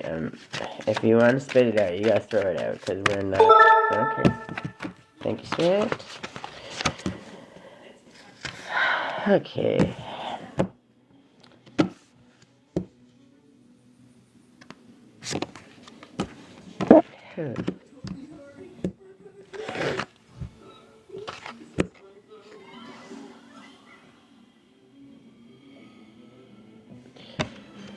So your willpower is seeking oneness with all there is, diplomatically for humanity's sake. Thank you, Spirit. What you think you know about philanthropy, relationships, and your hopes and wishes. So again, what you think you know it may only be a part of the truth, right? And we need those other people to help fill in the blanks and allow us to step forward, right? And find all that is. So then it says, do it your own way, which is also, thank you so much. Keep your involvement hidden. So there's going to be all kinds of things when we get as we raise and ascend and do better, it's not about just donating or helping or whatever. So your name's on it. You know, a lot of the things, well, all the things I've ever done, I never asked for, what do you call it? I never wanted people to be like, oh, she did that. I wasn't looking for, thank you, Spirit. I wasn't looking for recognition. All I was doing was trying to help people with no expectation back. And I can say that with a true heart because that's 110% what I was doing. People used to like to twist it and turn it and taint it into something that I felt I had to defend, and that breaks my heart. But as many times as I've looked into it, thank you, Spirit, I've looked into it, I've gone inward, and I've really looked at myself and my intentions, it always came up the same. So, and I feel truly that if I had bad intention or some expectation out of these people, that was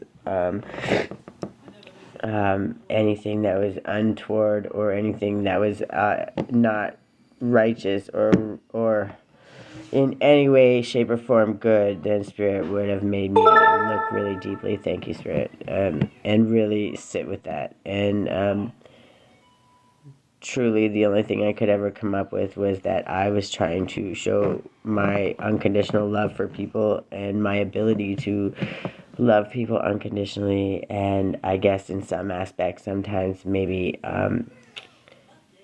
receive some form of love back, and it was not a repayment or a borrowing term, but maybe, thank you, Spirit, it was more of a for just somebody to understand me and understand my thought process and not judge it in a negative way and just actually understand exactly what it was. And so I guess there might have been some form of expectation. I actually didn't expect it though because I was so used to not getting it. I truly didn't expect it. But thank you, Spirit. But there was always that hope that maybe someone would understand all these things that I was doing and literally breaking my back for was to help them. So maybe that will happen as we move along the path and people start to get to know me. Maybe they'll start to just absolutely understand me. So you got Aries in the 12th house and the 7th house and the 11th house. So that's a lot of Aries. Yeah, I know. I got a lot of Aries in my family and my everything. Do it your own way and keep your involvement hidden. Get a fair deal and do it for the future. I really like that one, Spirit. Thank you. And then I'm going to spin them because this is what it is. Your faith and your faith, balance, and freedom has the energies to meet the challenge of hidden tendencies and your desires regarding cooperation, associations, large institutions, or overwhelming events, resulting from the honesty and strength of your partners and your circle of friends. If that wasn't enough said, I don't know what was. So, thank you, Spirit. That message was, I think that was the last message. My daughter's just dying to come say hi, so hold on. I have to let her come say hi. Even though she didn't finish her thing, I don't know. I don't know that I should let you come say hi because you didn't finish your task like I asked you to do. But you're very cute, you know that? I know. Do you want to come? You are! Come say hi, quickly, before I change my mind. Say, what are you going to say? Kiki! Say good. Oh, it's good afternoon now. Say, it's 1:41 on the clock. Say, this is our stable foundation. Thank you, God. This is that. You don't have to say all that. Thank you, God. That's wonderful. We love you, God. We love you, God. We do love you, God. And you can. And my cat. I love food. And she loves her cat. Yes. Because I love not. Because those are my favorite pets. I know. I wish you loved to listen and do all of the things you're supposed to do. But we're working on that, right? Got it. We'll cut that up and then you can have it, okay? But when you finish your task, you had your breakfast. We had pancakes and bacon, and I think that you're going to survive. I'll make some Mr. Noodles and vegetables into lunch, and then I'll cut up the apple. But you got to finish your task. No. You already got spoiled, and you got to come on here and play, and you're not supposed to be. You're supposed to be doing the task. Okay, no, You're only up here because you're cute, and I just love you to pieces. cut it up. Okay, I won't cut it up, but I'll cut it up after. No, Okay, say bye, guys. Say thank you for saying hi. Say bye. And then you can say have a good day. Maybe not. Yeah, you don't want them to have a good day? Yes, you do. Don't you want everybody to have a good day? Yeah. Yeah, so you don't have to be sad. Just say have a good day, everybody. Have a good day, everybody. Wait, don't do the fake cry. It's not you. Don't do the fake cry. It's not you. Okay, stand up. You gotta get up. I gotta hang it up now. And then we're gonna finish cleaning and do your lunch. Again, thanks for joining me. Thanks for popping in. And I'll be back on tomorrow. And we'll see, thank you, Spirit. We'll see what tomorrow brings. So, yes, have a good day, guys. And thanks.